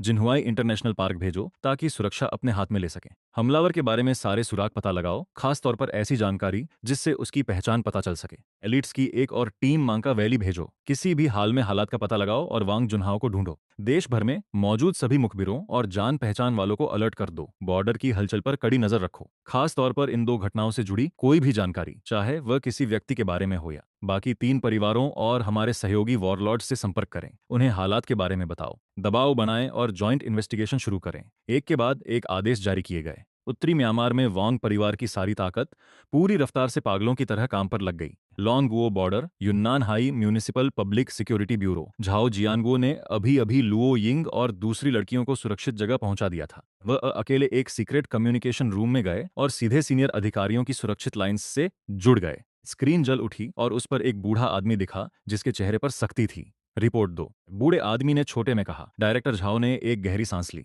और ली फेंग की भेजी जानकारी को जितना हो सके कम शब्दों में बताया। उन्होंने लुओ फेई के बारे में बताया और ये कि कैसे उसने अकेले दम पर थोड़े समय में ही एक वॉरलॉर्ड कैंप को तबाह कर दिया, 100 से ज्यादा हथियारों वाले लोगों को मार गिराया और बंधकों को बचा लिया, जो कि नामुमकिन सा लगता था। स्क्रीन के दूसरी तरफ मौजूद बूढ़ा आदमी सुन रहा था। रिपोर्ट। उसके चेहरे के भाव शुरू की सख्ती से हैरानी में बदल गए, फिर सदमे और अविश्वास में। क्या तुम्हें यकीन है कॉमरेड ली फेंग की रिपोर्ट सच है? बूढ़े आदमी ने भारी आवाज में पूछा। वो पूरी तरह सतर्क था। सर, ली फेंग की बात पर भरोसा और बचाए गए बंधकों की हालत को देखते हुए लुओ फेई सच में आम समझ से बाहर है, डायरेक्टर झाओ ने पक्के लहजे में कहा। बूढ़ा आदमी काफी देर तक चुप रहा, अपनी उंगलियों को मेज पर धीरे धीरे थपथ पाते हुए। उसका बैकग्राउंड साफ है, साधारण परिवार, साधारण काम का अनुभव, इससे पहले कोई अजीब रिकॉर्ड नहीं। उसने ये काबिलियत सिर्फ इस बार दिखाई क्योंकि उसकी अपनी सगी बहन का अपहरण हो गया था, डायरेक्टर झाओ ने जवाब दिया। बूढ़ा आदमी फिर से चुप हो गया। काफी देर बाद उसने धीरे से कहा, इस मामले को टॉप सीक्रेट रखा जाए। लुओ फेई के बारे में सभी जानकारी सिर्फ जरूरी लोग ही देख सकते हैं। जी सर।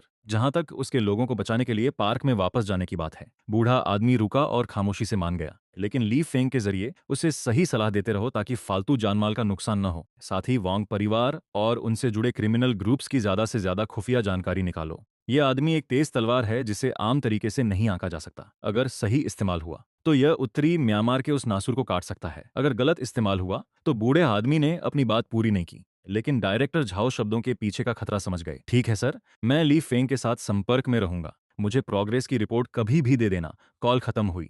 टीम झाओ अपनी कुर्सी पर पीछे की ओर झुक गए और अपनी आंखों के बीच की जगह को मलने लगे। खिड़की के बाहर आसमान धीरे धीरे अंधेरा हो रहा था। चैप्टर 17। इंडस्ट्रियल पार्क में वापसी। ट्रक जिन हुई इंटरनेशनल इंडस्ट्रियल पार्क से लगभग 500 मीटर की दूरी पर था। इसने इंजन बंद कर दिया और पहाड़ के एक कोने पर रुक गया। डूबते हुए सूरज ने क्षितिज को नारंगी लाल धुंधलेपन में बदल दिया था। घने जंगल, हवा के बीच कैब के अंदर ली फेंग ने हैंडब्रेक खींचा। उसने विंडशील्ड से ध्यान से इंडस्ट्रियल पार्क की ओर देखा। पैसेंजर सीट पर लियू फेई भी चुपचाप आगे देख रहा था। जिन चीजों ने उनका ध्यान खींचा वे 3 काली ऑफ रोड गाड़ियां थीं जो अभी पार्क के गेट के पास रुकी थीं। साथ ही स्टील की प्लेटों वाली और मशीन गन लगी एक मॉडिफाइड पिकअप ट्रक। काले कॉम्बैट यूनिफॉर्म में करीब 20 लोग बेहतरीन हथियारों के साथ और फुर्ती से गाड़ियों से कूद रहे थे। वे गेट पर मौजूद पार्क गार्ड से तेजी से बात कर रहे थे। ये लोग बहुत तेजी और सलीके से काम कर रहे थे। उनके पास मौजूद हथियार पार्क गार्ड्स की पुरानी राइफलों से कहीं बेहतर थे। उनमें से कुछ के पास ऐसे हथियार थे जो रॉकेट लॉन्चर जैसे दिख रहे थे। वे वांग परिवार से हैं। ली फेंग ने गंभीर होकर अपनी आवाज धीमी की। वे इतनी तेजी से आगे बढ़ रहे हैं, लगता है वे अभी अभी आई नई टीम रेनफोर्समेंट हैं। वे काफी संख्या में हैं। उनके हथियार भी पार्क गार्ड्स से काफी बेहतर हैं। लियू फेई की नजरें उन पर टिकी थीं। वे लोग अभी अभी पहुंचे हैं, उनके चेहरे पर कोई घबराहट नहीं है। उन्हें अभी तक पार्क के हालात का पूरा अंदाजा नहीं है। लुओ फेई की आवाज पूरी तरह शांत थी। उन सबको एक साथ खत्म करने का सही समय है। उसने अपनी जेब से चाई ताई का फोन निकाला और ली फेंग को थमा दिया। इसमें कुछ कॉल रिकॉर्ड और ट्रांसफर रिकॉर्ड हैं जो काम आ सकते हैं। लुओ फेई ने कहा, इसे संभाल कर रखना। फिर उसने अपना फोन अपने बगल में रखे बैकपैक में डाल दिया और उस बैंक कार्ड को बैकपैक के अंदर वॉलेट में रख दिया। ली फेंग एक पल के लिए हैरान रह गया। वह जानता था कि लुओ फेई को डर है कि लड़ाई के दौरान कहीं वे चीजें खराब न हो जाएं। तुम क्या करने की सोच रहे हो? यह पूछने के बाद ली फेंग ने वोंग परिवार के उन खतरनाक लोगों की तरफ देखा जो पार्क के अंदर घुस रहे थे। लुओ फेई ने अपनी सीट बेल्ट खोली, अपनी गर्दन को थोड़ा स्ट्रेच किया जिससे हड्डी के चटकने की धीमी आवाज आई। मेन गेट से जाएंगे, उसने छोटे में कहा। यह सबसे तेज रास्ता है। ली फेंग ने अपना मुंह खोला, कुछ कहना चाहा, लेकिन जब उसने मिलिट्री में लुओ फेई के गजब के प्रदर्शन के बारे में सोचा, चुप हो गया। पूरी ताकत और रफ्तार के सामने बाकी सारी प्लानिंग बेकार लगती है। लुओ फेई ने ट्रक का दरवाजा धक्का देकर खोला और नीचे कूद गया। उसने तुरंत हमला नहीं किया, बल्कि वहीं खड़ा रहा, अपनी आंखें थोड़ी बंद की और अपनी सांसों को कंट्रोल किया। फिर उसने ली फेंग की तरफ अपना सिर घुमाया और एक आखिरी बात कही, काम पूरा होने पर मैं तुम्हें सिग्नल दूंगा। तब तुम गाड़ी अंदर लाना, काम की सारी चीजें और कीमती सामान इकट्ठा करना, फिर सब सही से रखना, अंदर के लोगों को बाहर निकालने के लिए। ली फेंग ने जोर से सिर हिलाया, समझ गया। अपना ध्यान रखना। लुओ फेई ने और कुछ नहीं कहा। वह मुड़ा, 500 मीटर दूर पार के गेट की ओर चेहरा किया। उसने अपने घुटनों को थोड़ा मोड़ा और अगले ही पल धमाका हुआ। उसके पैरों के नीचे की जमीन जोर से धंस गई और उसमें दरारें पड़ गईं। ऐसा लग रहा था जैसे उसे गुरुत्वाकर्षण से आजादी मिल गई हो और वह एक धुंधली परछाई जैसा दिखने लगा। सीधे पार के गेट की तरफ दौड़ पड़ा। इस बार उसने अपनी रफ्तार को बिल्कुल नहीं रोका। वह दुश्मन की भीड़ में पूरी रफ्तार से घुसना चाहता था, इससे पहले कि वे कुछ समझ पाते, और उन्हें पास से लड़कर खत्म करना चाहता था। 500 मीटर की दूरी तय करने में किसी को 1 मिनट लग सकता है, लेकिन लुओ फेई को सिर्फ कुछ सेकंड लगे। रास्ते में आने वाले पौधे तेज हवा के दबाव से दोनों तरफ दब गए। उसके पीछे धूल उड़ रही थी, जो धुएं की एक लकीर जैसी दिख रही थी। वह कैसी आवाज है? पार्क के गेट पर वांग परिवार का एक एलिट जो सिगरेट पी रहा था, उसे कोई अजीब सी आवाज सुनाई दी। उसने ध्यान से पहाड़ की तरफ ऊपर देखा। उसने धुंधला सा एक साया देखा जो बहुत तेजी से उनकी तरफ बढ़ रहा था। यह इतना तेज था कि इंसान नहीं लग रहा था। दुश्मन का हमला। उसकी आंखें डर से फैल गईं। उसने अपनी सिगरेट फेंक दी और अपने हाथ में ली हुई राइफल उठाते हुए पूरी ताकत से चिल्लाया। लेकिन उसके चिल्लाने और बंदूक उठाने की हरकत लोवेफे की रफ्तार के सामने बहुत धीमी थी। उसके मुंह से शब्द निकले ही थे कि लोवेफे 50 मीटर की दूरी तक पहुंच चुका था। गेट के पास से गोली चलाओ, अभी गोली चलाओ, लीडर जैसा दिखने वाला एक और आदमी जोर से चिल्लाया, और उसने भी अपनी बंदूक उठाई। गेट पर खड़े 7 या 8 वांग परिवार के एलिट फाइटर्स और कई पार्क गार्ड्स ने तुरंत जवाब दिया। उन सबने बंदूकें उठाईं। धड़ धड़ धड़ धड़ धड़। लेकिन सभी शूटरों के लिए एक ऐसा नजारा सामने आया जिसे देखकर उनके रोंगटे खड़े हो गए। वो आकृति गोलियों की बौछार के बीच से ऐसे निकल रही थी जैसे कोई नियमों को तोड़ रहा हो, तेजी से चकमा देते हुए। ज्यादातर गोलियां हवा में ही निकल गईं और धूल उड़ाती रहीं। कुछ गोलियां शायद निशाने पर लगीं, लेकिन ऐसा लगा जैसे स्टील की प्लेट से टकराई हों और वापस उछल गईं। उस बंदे की रफ्तार जरा भी कम नहीं हुई। मॉन्स्टर, ये वही मॉन्स्टर है जो वीडियो में था। एक पार्क गार्ड जिसने फुटेज देखी थी, वह बुरी तरह डर गया और पूरी जान लगाकर चिल्लाया। उसकी चीख से वांग परिवार के एलिट चौंक गए, लेकिन वे अच्छी तरह ट्रेंड थे, इसलिए वे पूरी तरह नहीं घबराए। रॉकेट लॉन्चर तैयार करो, लीडर ने गुस्से में चिल्लाकर कहा। लेकिन अब बहुत देर हो चुकी थी। लोफे के लिए 50 मीटर की दूरी कुछ भी नहीं थी। वह इसे पलक झपकते ही तय कर सकता था। जैसे ही रॉकेट लॉन्चर लिए हुए एलिट ने मुड़कर निशाना साधने की कोशिश की। लोफेई मानो टेलीपोर्ट होकर भीड़ के एकदम पास आ चुका था। उसने सबसे आगे खड़े लोगों पर हमला नहीं किया। इसके बजाय वह भेड़ों के झुंड में घुसे शेर की तरह सीधे भीड़ के बीच जा घुसा। धड़ाम! वांग परिवार के जिस पहले एलिट से वह टकराया, उसे लगा मानो उसे सीधे एक तेज रफ्तार ट्रक ने टक्कर मार दी हो। जिसकी किस्मत खराब हो वो अच्छे से जानता है कि यह कैसा महसूस होता है। उसका सीना अंदर की तरफ दब गया और वह हवा में पीछे की ओर उड़ा, जिससे उसके पीछे खड़े 2 और लोग गिर पड़े। लिu फेई एक पल के लिए भी नहीं रुका, भीड़ के बीच आगे बढ़ता गया। उसने अपने दोनों हाथ फैलाए। कड़क कड़क एक साथ 2 तेज आवाजें आईं। उसके पास मौजूद 2 एलिट्स, जिन्होंने अभी अपनी बंदूकें घुमाई ही थी, उनकी बंदूक पकड़े हुए कलाइयां लिu फेई ने कुचल दी और बंदूकें छीन लीं। 2 राइफलें आ गईं लुओ फेई के हाथों में, लेकिन उसने उनका इस्तेमाल करने की जरूरत भी नहीं समझी। उसके लिए बंदूकें अपने मुक्कों और पैरों से कम काम की हैं। उसने अपनी दोनों कलाइयां झटकीं। दोनों राइफलें तुरंत मुड़ गईं और उनका आकार बिगड़ गया। उसने उन्हें 2 लोहे के रॉड की तरह इस्तेमाल किया और उन्हें हवा में घुमाते हुए दे मारा। धप धप। आगे बढ़ते हुए वांग परिवार के 2 एलिट्स के सिर पर उन मुड़ी हुई राइफलों से चोट लगी और वे वहीं गिर पड़े। लुओ फेई ने उस कबाड़ को फेंक दिया। उसकी नजरें टिकी थी पीछे की ओर, भीड़ में, जहां वह एलिट जिसने रॉकेट लॉन्चर सेट किया था, घबराया हुआ निशाना लगाने की कोशिश कर रहा था। वह बिजली की रफ्तार से आगे बढ़ा, साइड से आए वार से बचा और तुरंत रॉकेट लॉन्चर वाले के सामने आ गया। उस आदमी की डरी हुई, हैरान नजरों के सामने लुओ फेई का बायां हाथ बिजली की तरह आगे बढ़ा, रॉकेट लॉन्चर की अगली नली को पकड़ा और उसे ऊपर की ओर उठा दिया। हुश! रॉकेट लंबी आग की लपटों के साथ निकला, तिरछा ऊपर की ओर उड़ा और बाल बाल लुओ फेई के शरीर से बच गया, हवा में घूमता हुआ, और आखिरकार पार्क के पीछे दूर जंगल में जा गिरा। वह कान फाड़ देने वाली आवाज के साथ फटा और आग की लपटें आसमान की ओर उठ गईं। इसी बीच लुओ फेई ने अपना हाथ चाकू जैसा बनाया और बिजली की रफ्तार से रॉकेट ऑपरेटर के गले पर वार किया। आह! उस एलिट की आंखें फटी रह गईं और उसके गले से अजीब सी घरघराहट निकली। उसके हाथ से रॉकेट लॉन्चर छूटकर नीचे गिर गया। लुओ फेई ने उसे पैर से उछाला और गिरते हुए रॉकेट लॉन्चर को उस दुश्मन की तरफ लात मारी जो बंदूक से निशाना लगा रहा था। भारी रॉकेट लॉन्चर सीधे उस आदमी की छाती पर लगा, जिससे वह पीछे की तरफ उड़ता हुआ दूर जा गिरा। उसी समय लुओ फेई की नजर गेट के अंदर पड़ी। हथियार रखने वाले रैक पर कुछ बड़ी तलवारें रखी थीं। उनकी ब्लेड मोटी और भारी थी और धार रोशनी में चमक रही थी। वह फिर से हरकत में आया। एक बवंडर की तरह हथियार रैक के पास से गुजरा। उसने दोनों हाथों से झपट्टा मारा और 2 तलवारें पकड़ लीं। अब खेल शुरू होता है, लुओ फेई धीरे से बुदबुदाया। उसकी आवाज में कोई भावना नहीं थी। इतना कहकर वे फिर से तलवारें लेकर दुश्मन की भीड़ के बीच जा घुसा। हर बार जब उसने तलवारें घुमाई तो वे सटीक तरीके से दुश्मन के शरीर के आर पार हो गईं। लुओ फेई भीड़ के बीच इतनी तेजी से दौड़ रहा था कि आप सिर्फ एक धुंधली परछाई देख सकते थे। भले ही वांग परिवार के एलिट अच्छी तरह से ट्रेंड थे और लड़ाई में निडर थे, लेकिन इस भयानक रफ्तार के सामने जो सामान्य समझ से परे थी, उनका बचाव पूरी तरह से बेकार था। लड़ाई जीती जा चुकी थी। वांग परिवार के 20 से ज्यादा एलिट और गेट पर तैनात 17 या उससे ज्यादा गार्ड्स, उनमें से ज्यादातर केवल 2 मिनट में ही गिर गए। बचे हुए लोग डर गए। उन्होंने अपने हथियार फेंक दिए। रोते और चिल्लाते हुए वे गाड़ियों की तरफ भागने या पार्क में कहीं छिपने की कोशिश करने लगे, लेकिन लुओ फेई ने उन्हें मौका नहीं दिया। तलवारों की चमक हर जगह उनका पीछा कर रही थी। आखिरी एलिट जो ऑफ रोड गाड़ी में बैठने की कोशिश कर रहा था, उसके कॉलर को पीछे से लुओ ने पकड़ लिया, जोर से बाहर खींच लिया। एक ब्लेड पास से गुजरी, चीख अचानक बंद हो गई। उसके हाथ में पकड़ी दोनों तलवारों की धार पर छोटे छोटे कट पड़ गए थे और वे मुड़ गई थीं। उसने जो ट्रैक सूट पहना था वह एक बार फिर दुश्मनों के खून से पूरी तरह भीग चुका था। उसके चेहरे पर भी बहुत सारा खून लगा हुआ था। उसने चारों तरफ देखा। गेट के पास अब कोई भी दुश्मन खड़ा नहीं बचा था, लेकिन ऐसा लग रहा था कि दूर पार्क की इमारतों से डर के मारे चिल्लाने की आवाजें और हलचल सुनाई दे रही थी। साफ था कि अंदर मौजूद गार्ड्स और बंधकों ने गेट पर हुई भारी गोली धमाकों और चीखों को सुन लिया था। लुओ फेई ने उस पर ध्यान नहीं दिया। वह मॉडिफाइड पिकअप ट्रक के पास गया और पैसेंजर सीट से कैनवस का एक साफ टुकड़ा फाड़कर अपने हाथों और चेहरे पर लगा खून पोंछ लिया। फिर वह पहाड़ की उस घाटी के कोने की तरफ मुड़ा और उस दिशा में हाथ हिलाया जहां ट्रक छिपा हुआ था। वह जानता था कि ली फेंग जरूर इस तरफ ध्यान रखे हुए होगा। बिल्कुल वैसा ही हुआ। कुछ मिनटों बाद वह मिलिट्री ट्रक अपनी हेडलाइट्स जलाकर धीरे धीरे पहाड़ की घाटी के पीछे से बाहर निकला और पार्क के गेट के सामने आकर रुक गया।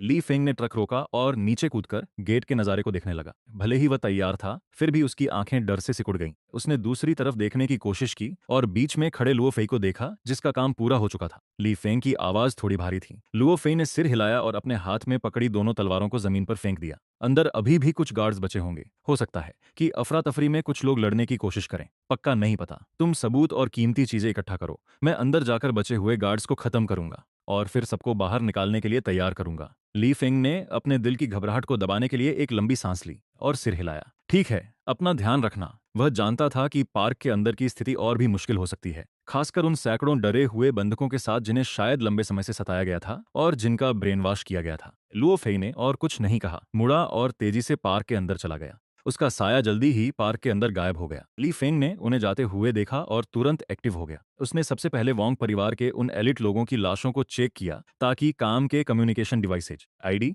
और जानकारी निकाल सके।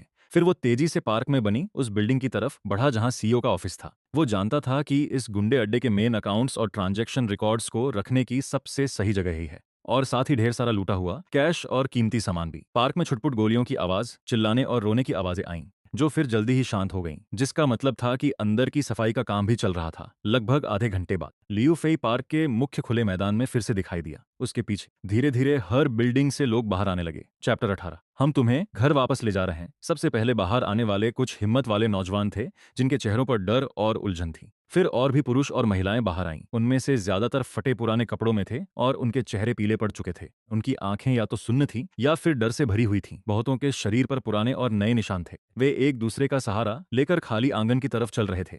संख्या लगातार बढ़ रही थी। 100, 200, 300, आखिरकार लगभग 500 लोग एक भीड़ में इकट्ठा हो गए। लियू फेई भीड़ के सामने खड़ा था। उसकी नजर हर थकेहारे दुखी चेहरे पर पड़ी। उसकी आवाज हर किसी के कानों तक पहुंची। जिन लोगों ने तुम्हें किडनैप किया और तुम्हें टॉर्चर किया, वे सब मर चुके हैं। तुम अब आजाद हो।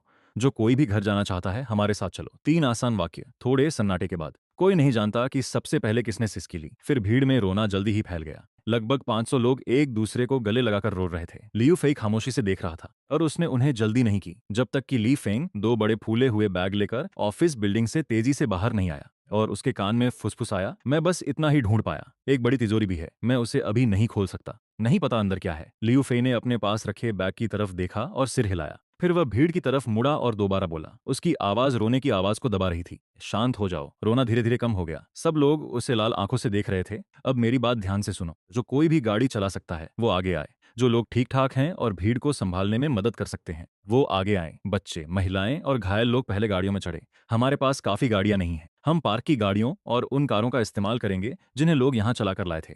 हम आपको घर ले जा रहे हैं। जल्द ही दर्जनों लोग जो गाड़ी चला सकते थे और कुछ शांत नौजवान आगे आए। ली फेंग के तेजी से किए गए इंतजाम के तहत उन्होंने भीड़ को लाइन से पार्क में मौजूद सभी गाड़ियों में चढ़ने के लिए कहना शुरू किया। मिनी बस, वैन, मोटरसाइकिल और साथ ही वांगजिया द्वारा लाई गई एसयूवी, वह पिकअप ट्रक और वह मिलिट्री ट्रक जिसमें वे आए थे। हमारे पास कुल मिलाकर 40 से ज्यादा गाड़ियां थीं। थोड़ी भीड़ हो सकती थी, लेकिन सबको अंदर बिठाना ही था। शुरुआत में थोड़ी अफरा तफरी थी। लियू फेई एक तरफ खड़ा होकर ये सब चुपचाप देख रहा था। उसने काम संभालने में हिस्सा नहीं लिया, उसे और भी चीजें करनी थी। उसने काम में व्यस्त ली फेंग को आवाज दी। ली फेंग अपने सीनियर को स्थिति बताने के लिए मुड़ा। काफिला कितना बड़ा है, पहुंचने का अंदाजा क्या है, लियू फेई ने पूछा। और चाय की तिजोरी कहाँ है? ली फेंग तुरंत समझ गया कि लियू फेई पार्क के जरूरी कागजात और सबूत लेना चाहता था। उसने सबसे ऊंची ऑफिस बिल्डिंग की तरफ इशारा किया। चाय के ऑफिस के अंदर एक छोटा लाउंज है। तिजोरी लाउंज के अंदर दीवार में लगी है। मुझे पासवर्ड नहीं पता, शायद आपको उसे तोड़ना पड़े, या फिर मेरे पास तरीका है। लियू फेई ने बात काटी और दिखा दिया कि वह समझ गया है। वह ट्रक से अपना बैग लेने मुड़ा, फिर ऑफिस बिल्डिंग की तरफ चल दिया। लियू फेई सीधे चाय के ऑफिस गया।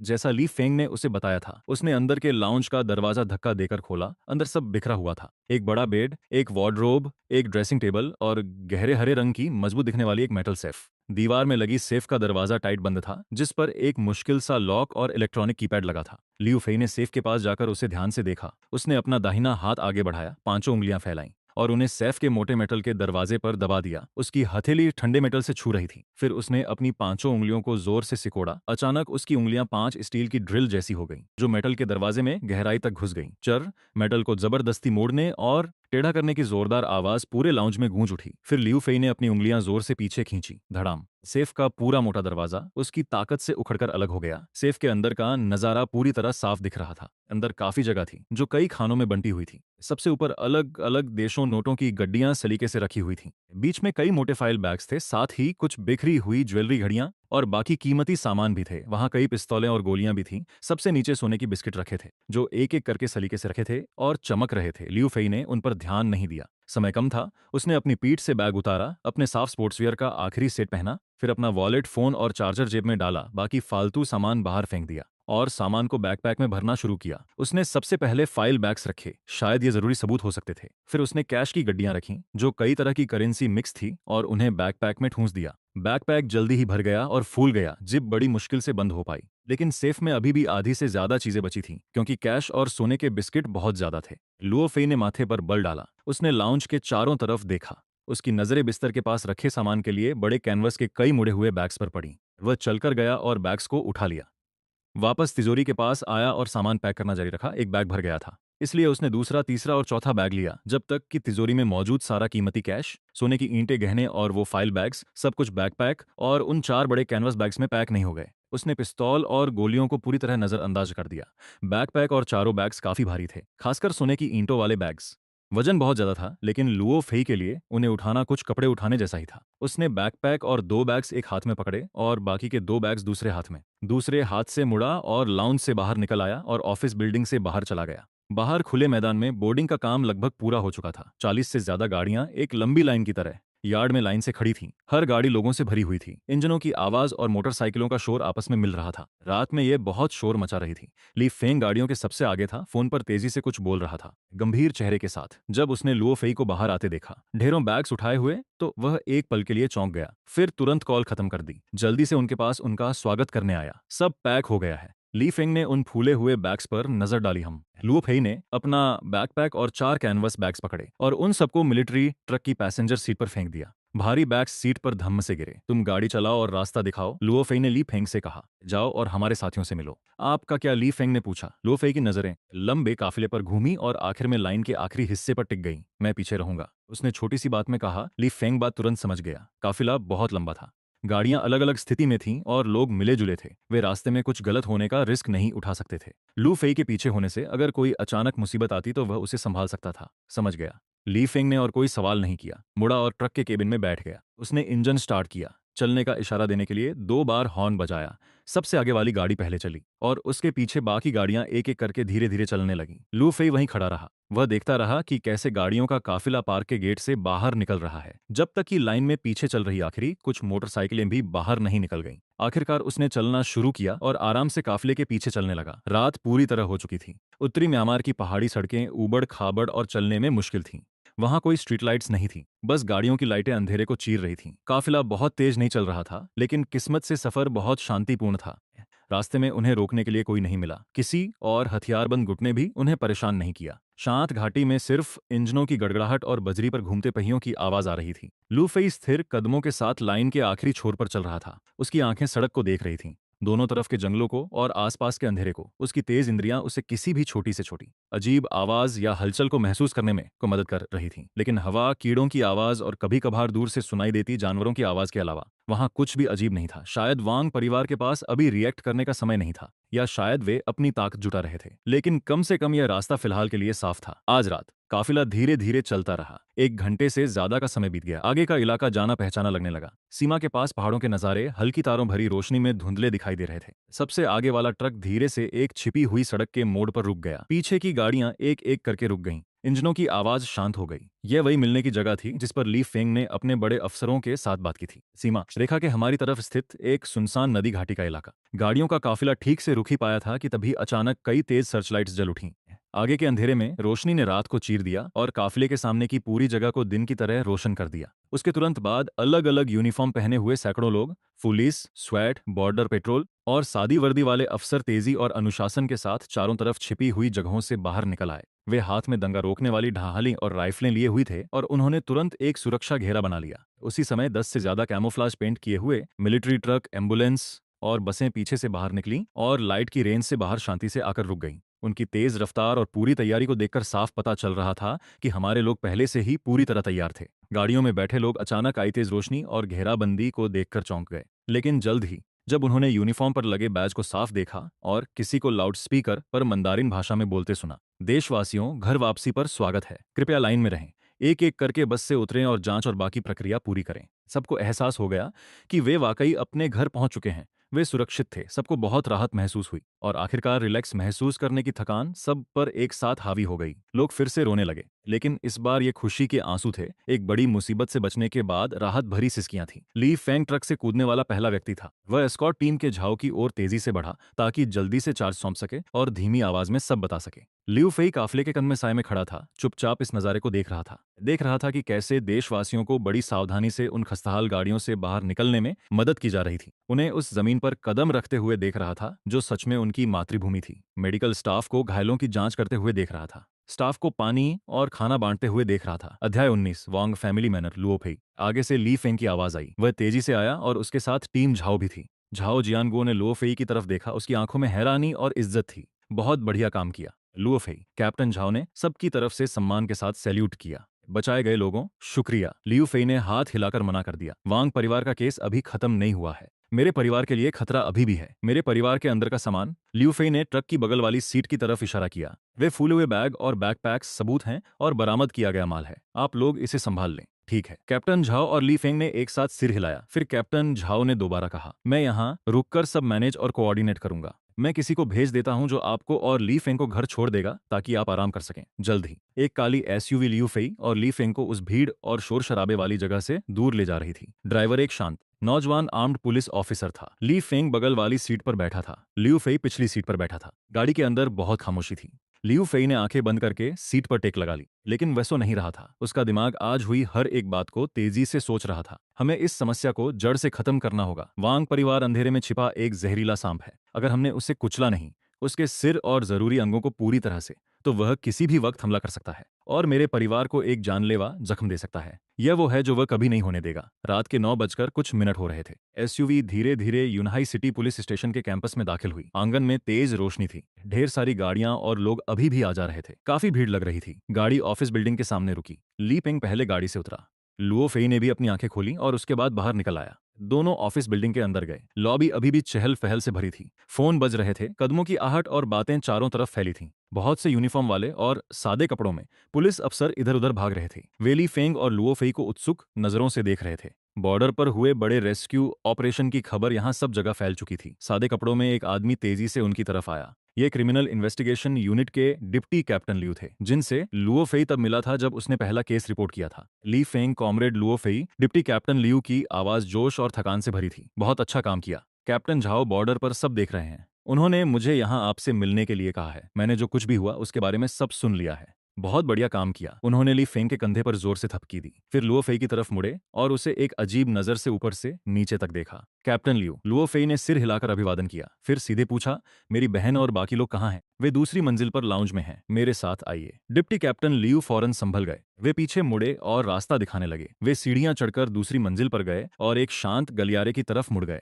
आखिर में एक कमरा था जिस पर लाउंज लिखा था। दरवाजा थोड़ा खुला था। डिप्टी कैप्टन लियू ने धीरे से दरवाजा धकेला। छोटे से कमरे के अंदर लुओ यिंग और उसकी 3 रूममेट्स एक लंबे सोफे पर एक साथ सिमटी हुई बैठी थीं। उन्होंने पुलिस के दिए हुए साफ कपड़े पहन लिए थे और अपने बाल भी ठीक कर लिए थे। साफ है कि वे पहले से बेहतर महसूस कर रही थीं। जैसे ही उन्होंने दरवाजा खुलने की आवाज सुनी, चारों लड़कियों ने एक साथ ऊपर देखा। जब लुओ यिंग ने लुओ फेई को दरवाजे पर देखा तो उसकी आंखें चमक उठीं।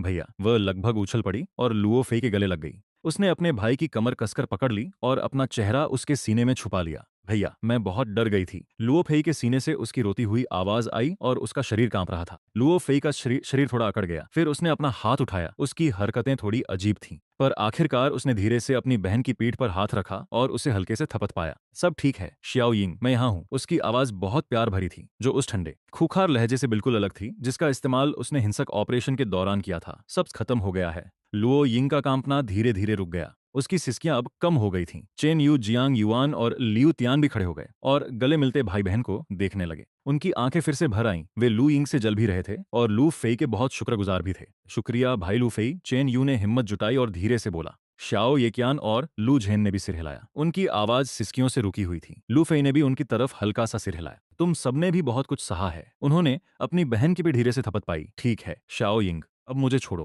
कैप्टन लियू को अभी और भी काम करने हैं। लू यिंग शर्मिंदा होकर पीछे हटी और पीछे हट गई, लेकिन उसने एक हाथ से अभी भी लू फेई की आस्तीन पकड़ रखी थी। उसने अपना आंसुओं से भीगा चेहरा ऊपर उठाया, डिप्टी कैप्टन लियू की तरफ देखा और धीमी आवाज में ऑफिसर लियू से पूछा, क्या अब हम घर जा सकते हैं? मुझे अपने मम्मी पापा की याद आ रही है। बाकी तीनों लड़कियों ने भी फौरन उम्मीद भरी नजरें उनकी तरफ घुमा दी। डिप्टी कैप्टन लियू के चेहरे पर एक प्यारी सी मुस्कान आ गई। उन्होंने अपनी आवाज को जितना हो सके उतना नॉर्मल रखा। बिल्कुल जा सकती हो। तुम सब परेशान थी। हमने तुम्हारे बयान लिख लिए हैं। तुम जब चाहो घर जा सकती हो। चारों लड़कियों के चेहरे खुशी से खिल उठे। डिप्टी कैप्टन लियू ने आगे कहा, लेकिन तुम्हारे आईडी कार्ड, फोन, वॉलेट और बाकी सामान खो चुके हैं। इसके अलावा अभी बहुत रात हो गई है और तुम सबको आराम की जरूरत है। उन्होंने लू फेई की तरफ देखा। लू फेई, मेरा सुझाव है कि तुम सब आज रात शहर में ही रुको, अच्छी तरह से सो जाओ और हम कल तुम्हारे घर जाने का इंतजाम कर देंगे। क्या यह ठीक है? लू फेई ने अपनी छोटी बहन और उसकी दोस्तों के थके हुए उतरे हुए चेहरों को देखा और सिर हिला दिया। उन्हें वाकई आराम की जरूरत थी। साथ ही आईडी खो जाने के कारण अभी वापस जाना मुश्किल होता। प्लीज हमारे रहने का इंतजाम कर दीजिए कैप्टन लियू। कोई दिक्कत नहीं, लू फेई ने जवाब दिया। डिप्टी कैप्टन लियू ने तुरंत हामी भरी और फिर दरवाजे की तरफ मुड़कर आवाज दी। शाओ झो, एक फुर्तीली महिला पुलिस कर्मी, दरवाजे पर आ गई। इन लड़कियों को सिटी ब्यूरो के गेस्ट हाउस ले जाओ। इन्हें साफ कमरे दे दो और इनका पूरा ख्याल रखना। डेप्यूटी कैप्टन लियू ने ऑर्डर दिया। जी हाँ, पुलिस वुमन शियाओ छू ने सिर हिलाया और लियू यिंग और बाकी लोगों को एक प्यारी सी मुस्कान दी। अरे लड़कियों, मेरे साथ आओ, मैं तुम्हें दिखाती हूँ कि कहाँ आराम करना है। लियू यिंग ने हिचकिचाते हुए अपने बड़े भाई की तरफ देखा। लू फेई ने धीरे से उसके हाथ पर थपथ पाया। ऑफिसर झो के साथ जाओ और आराम से सो जाओ। मैं कल तुम्हें घर ले चलूंगा। घर की बात सुनकर लू यिंग को काफी सुकून मिला और उसने चुपचाप सिर हिलाया। उसने एक बार फिर अपने भाई की तरफ देखा और बोली, आप भी थोड़ा आराम कर लीजिए भैया। हम, लू फेई ने जवाब दिया। चारों लड़कियां शियाओ झो के साथ ब्रेक रूम से बाहर चली गईं। रूम में सिर्फ लू फेई, ली फेंग और डेप्यूटी कैप्टन लियू ही बचे थे। कमरे में सन्नाटा छा गया। डेप्यूटी कैप्टन लियू ने लू फेई की तरफ देखा। वो कुछ बोलने में हिचकिचा रहे थे, पर आखिरकार उन्होंने कह ही दिया। उनकी आवाज में जज्बात थे। कॉमरेड लू फेई, इस बार हम सच में आपके बहुत बड़े एहसानमंद हैं। मैं शब्दों में बता नहीं सकता कि हम कितने आभारी हैं। लू फेई ने अपना सिर हिलाया। इसकी कोई जरूरत नहीं है। मैंने बस वही किया जो मुझे करना था। उन्होंने ली फेंग की तरफ देखा और अचानक बात बदल दी। उनकी आवाज शांत और सीधी थी। ऑफिसर ली, आप वोंग परिवार की सही जगह के बारे में कितना जानते हैं? ली फेंग और डेप्यूटी कैप्टन लियू ने एक दूसरे की तरफ देखा। डेप्यूटी कैप्टन लियू उन्हें अपने ऑफिस ले गए। कोने में एक डेस्क की तरफ गए और वहां से एक मुड़ा हुआ मैप उठाया। उन्होंने मैप को डेस्क पर फैला दिया। उस पर अलग अलग रंगों के पेन से निशान लगे थे। बहुत सारे सिंबल और जगह के नाम लिखे थे। कुछ जगहों पर तो सवालिया निशान भी थे। ली फेंग ने अपनी उंगली मैप पर उत्तरी म्यांमार के अंदरूनी हिस्से की तरफ दिखाई। वहां एक लाल घेरा बना हुआ था जिसके पास वांग फैमिली मैनर लिखा था। ली फेंग ने मैप पर अपनी उंगली से इशारा किया। यह उत्तरी म्यांमार के मेंगपाया इलाके की एक घाटी में है। वहां का इलाका काफी ऊबड़ खाबड़ और बहुत सुरक्षित है। बचाव करना आसान है और हमला करना मुश्किल। खुफिया जानकारी के मुताबिक मैनर की सिक्योरिटी बहुत ही ज्यादा टाइट है। प्राइवेट मिलिशिया वहां हर समय तैनात रहते हैं और वे अच्छे हथियारों से लैस हैं। इसके अलावा वॉरलॉर्ड मो हैंग का बेस, जो वांग परिवार का करीबी साथी है, मैनर से 20 किलोमीटर से भी कम दूरी पर है। अगर कभी हवेली पर हमला हुआ तो मो हैंग की फौज बहुत जल्दी उनकी मदद के लिए आ जाएगी। उसने अपनी उंगली से नक्शे पर उस जगह को फिर से टैप किया जिसे मो हैंग का बेस मार्क किया गया था। डिप्टी कैप्टन लियू ने बात जोड़ते हुए कहा, मोहेंग की फौज सु वेन वालों से भी ज्यादा ताकतवर है। उसके बेस पर लगभग 1,000 हथियारबंद सैनिक हैं। उनके पास आर्मर्ड गाड़ियां और थोड़ी बहुत तोपें भी हैं। वांग परिवार हर साल उसे सुरक्षा और इलाके के बदले में ढेर सारा पैसा और सामान देता है। लियू फेई की नजरें नक्शे पर बने दो लाल निशानों पर टिक गई। क्या तुम्हारे पास हवेली का अंदरूनी नक्शा है? वांग तियानचिंग आमतौर पर कहाँ रहता है? लियू फेई ने पूछा। ली फेंग ने अपना सिर हिलाया और उदास होकर मुस्कुरा दिया। हमारे लिए इसका अंदरूनी नक्शा पा बहुत मुश्किल है। वांग तियानचिंग बहुत ज्यादा सावधान रहता है। वह कहाँ है ये किसी को पता नहीं चलता, लेकिन उसकी आदतों और जो खुफिया जानकारी हमारे पास है उसके हिसाब से वह अपना ज्यादातर वक्त इसी हवेली में बिताता है, खासकर तब जब वह जरूरी काम निपटा रहा हो या उसे खतरा महसूस हो सकता है हवेली में छुपे हुए कमरे भी हों। डिप्टी कैप्टन लियू ने लियू फेई की तरफ देखा और सीरियस होकर चेतावनी दी। कॉमरेड लियू फेई, मैं जानता हूं कि तुम बहुत काबिल हो, लेकिन वांग परिवार यहाँ कई सालों से जमा हुआ है और उनकी पकड़ बहुत मजबूत है। खासकर उनकी हवेली को इतना मजबूत बनाया गया है कि उसे तोड़ना नामुमकिन है। इसके अलावा अगर हमने ज्यादा हलचल मचाई तो हम मो हैंग की फौज को सतर्क कर देंगे। इससे म्यांमार की सरकारी सेना या दूसरे ग्रुप्स का ध्यान भी हमारी तरफ खिंच सकता है। हालात बहुत ज्यादा उलझ जाएंगे और इससे बॉर्डर पर लड़ाई भी छिड़ सकती है। लियू फेई चुप रहा। वह अनजाने में अपनी उंगलियां मेज पर थप्पा रहा था, मगर उसकी नजरें नक्शे पर उस जगह से नहीं हटी जहां वांग परिवार की हवेली को लाल पेन से घेरा गया था। वह तेजी से अपने दिमाग में सारे पहलुओं पर सोच रहा था, लेकिन उसके परिवार की सुरक्षा में कोई रिस्क नहीं लिया जा सकता। वांग परिवार उसके परिवार के पास रखे एक टाइम बम की तरह है। कोई नहीं जानता कि वह कब फट जाए। सबसे अच्छी सुरक्षा हमला ही है। हमें इस खतरे को जड़ से खत्म करना होगा, और वह जिस भी टारगेट पर अपनी नजर टिका देता है कोई भी किला उसे बचा नहीं सकता। मुझे समझ आ गया, लियू फेई ने आराम से कहा। उसने अपनी जेब से अपना फोन निकाला। उसने अपने फोन पर डिजिटल मैप खोला और स्क्रीन ली की तरफ घुमा दी। फंग, मेरे लिए बिल्कुल सही लोकेशन मार्क करो। लियू फेई के अंदाज में बहस की कोई जगह नहीं थी। ली फंग ने लियू फेई की आंखों में देखा। वह जानता था कि लियू फेई अपना फैसला कर चुका है, उसे मनाना बेकार होगा। ली फंग ने एक गहरी सांस ली और उसने आगे कुछ नहीं कहा। उसने फोन लिया और उसे टेबल पर रखे हाथ से बने नक्शे के साथ मिलाया। डिजिटल मैप को ध्यान से देखने के लिए उसने उसे जूम किया और आखिरकार एक घाटी का रास्ता ढूंढ लिया और पास में एक जगह मार्क कर दी। फिर उसने अपनी उंगली से स्क्रीन पर उस इलाके के चारों तरफ एक घेरा बनाया। यही वो जगह है। घाटी के रास्ते पर छिपे हुए गार्ड तैनात हैं। अंदर क्या चल रहा है यह पता नहीं है, लेकिन यह पक्का है कि वहां बहुत सख्त पहरा है। ली फंग ने फोन वापस लियू फेई को दिया और उसे आखिरी चेतावनी दी, बहुत ज्यादा सावधान रहना। लियू ने फोन लिया, स्क्रीन पर लगे मार्क को एक नजर देखा, फिर उसने फोन रखा और उसे अपनी जेब में डाल लिया। मेरे मैसेज का इंतजार करना, बस यही 4 शब्द उसने कहे। वह मुड़ा और लाउंज से बाहर निकल गया। ली फंग और डिप्टी टीम लू दरवाजे पर खड़े रहे, उसको सीढ़ियों के कोने पर गायब होते हुए देखते रहे। दोनों काफी देर तक चुप रहे।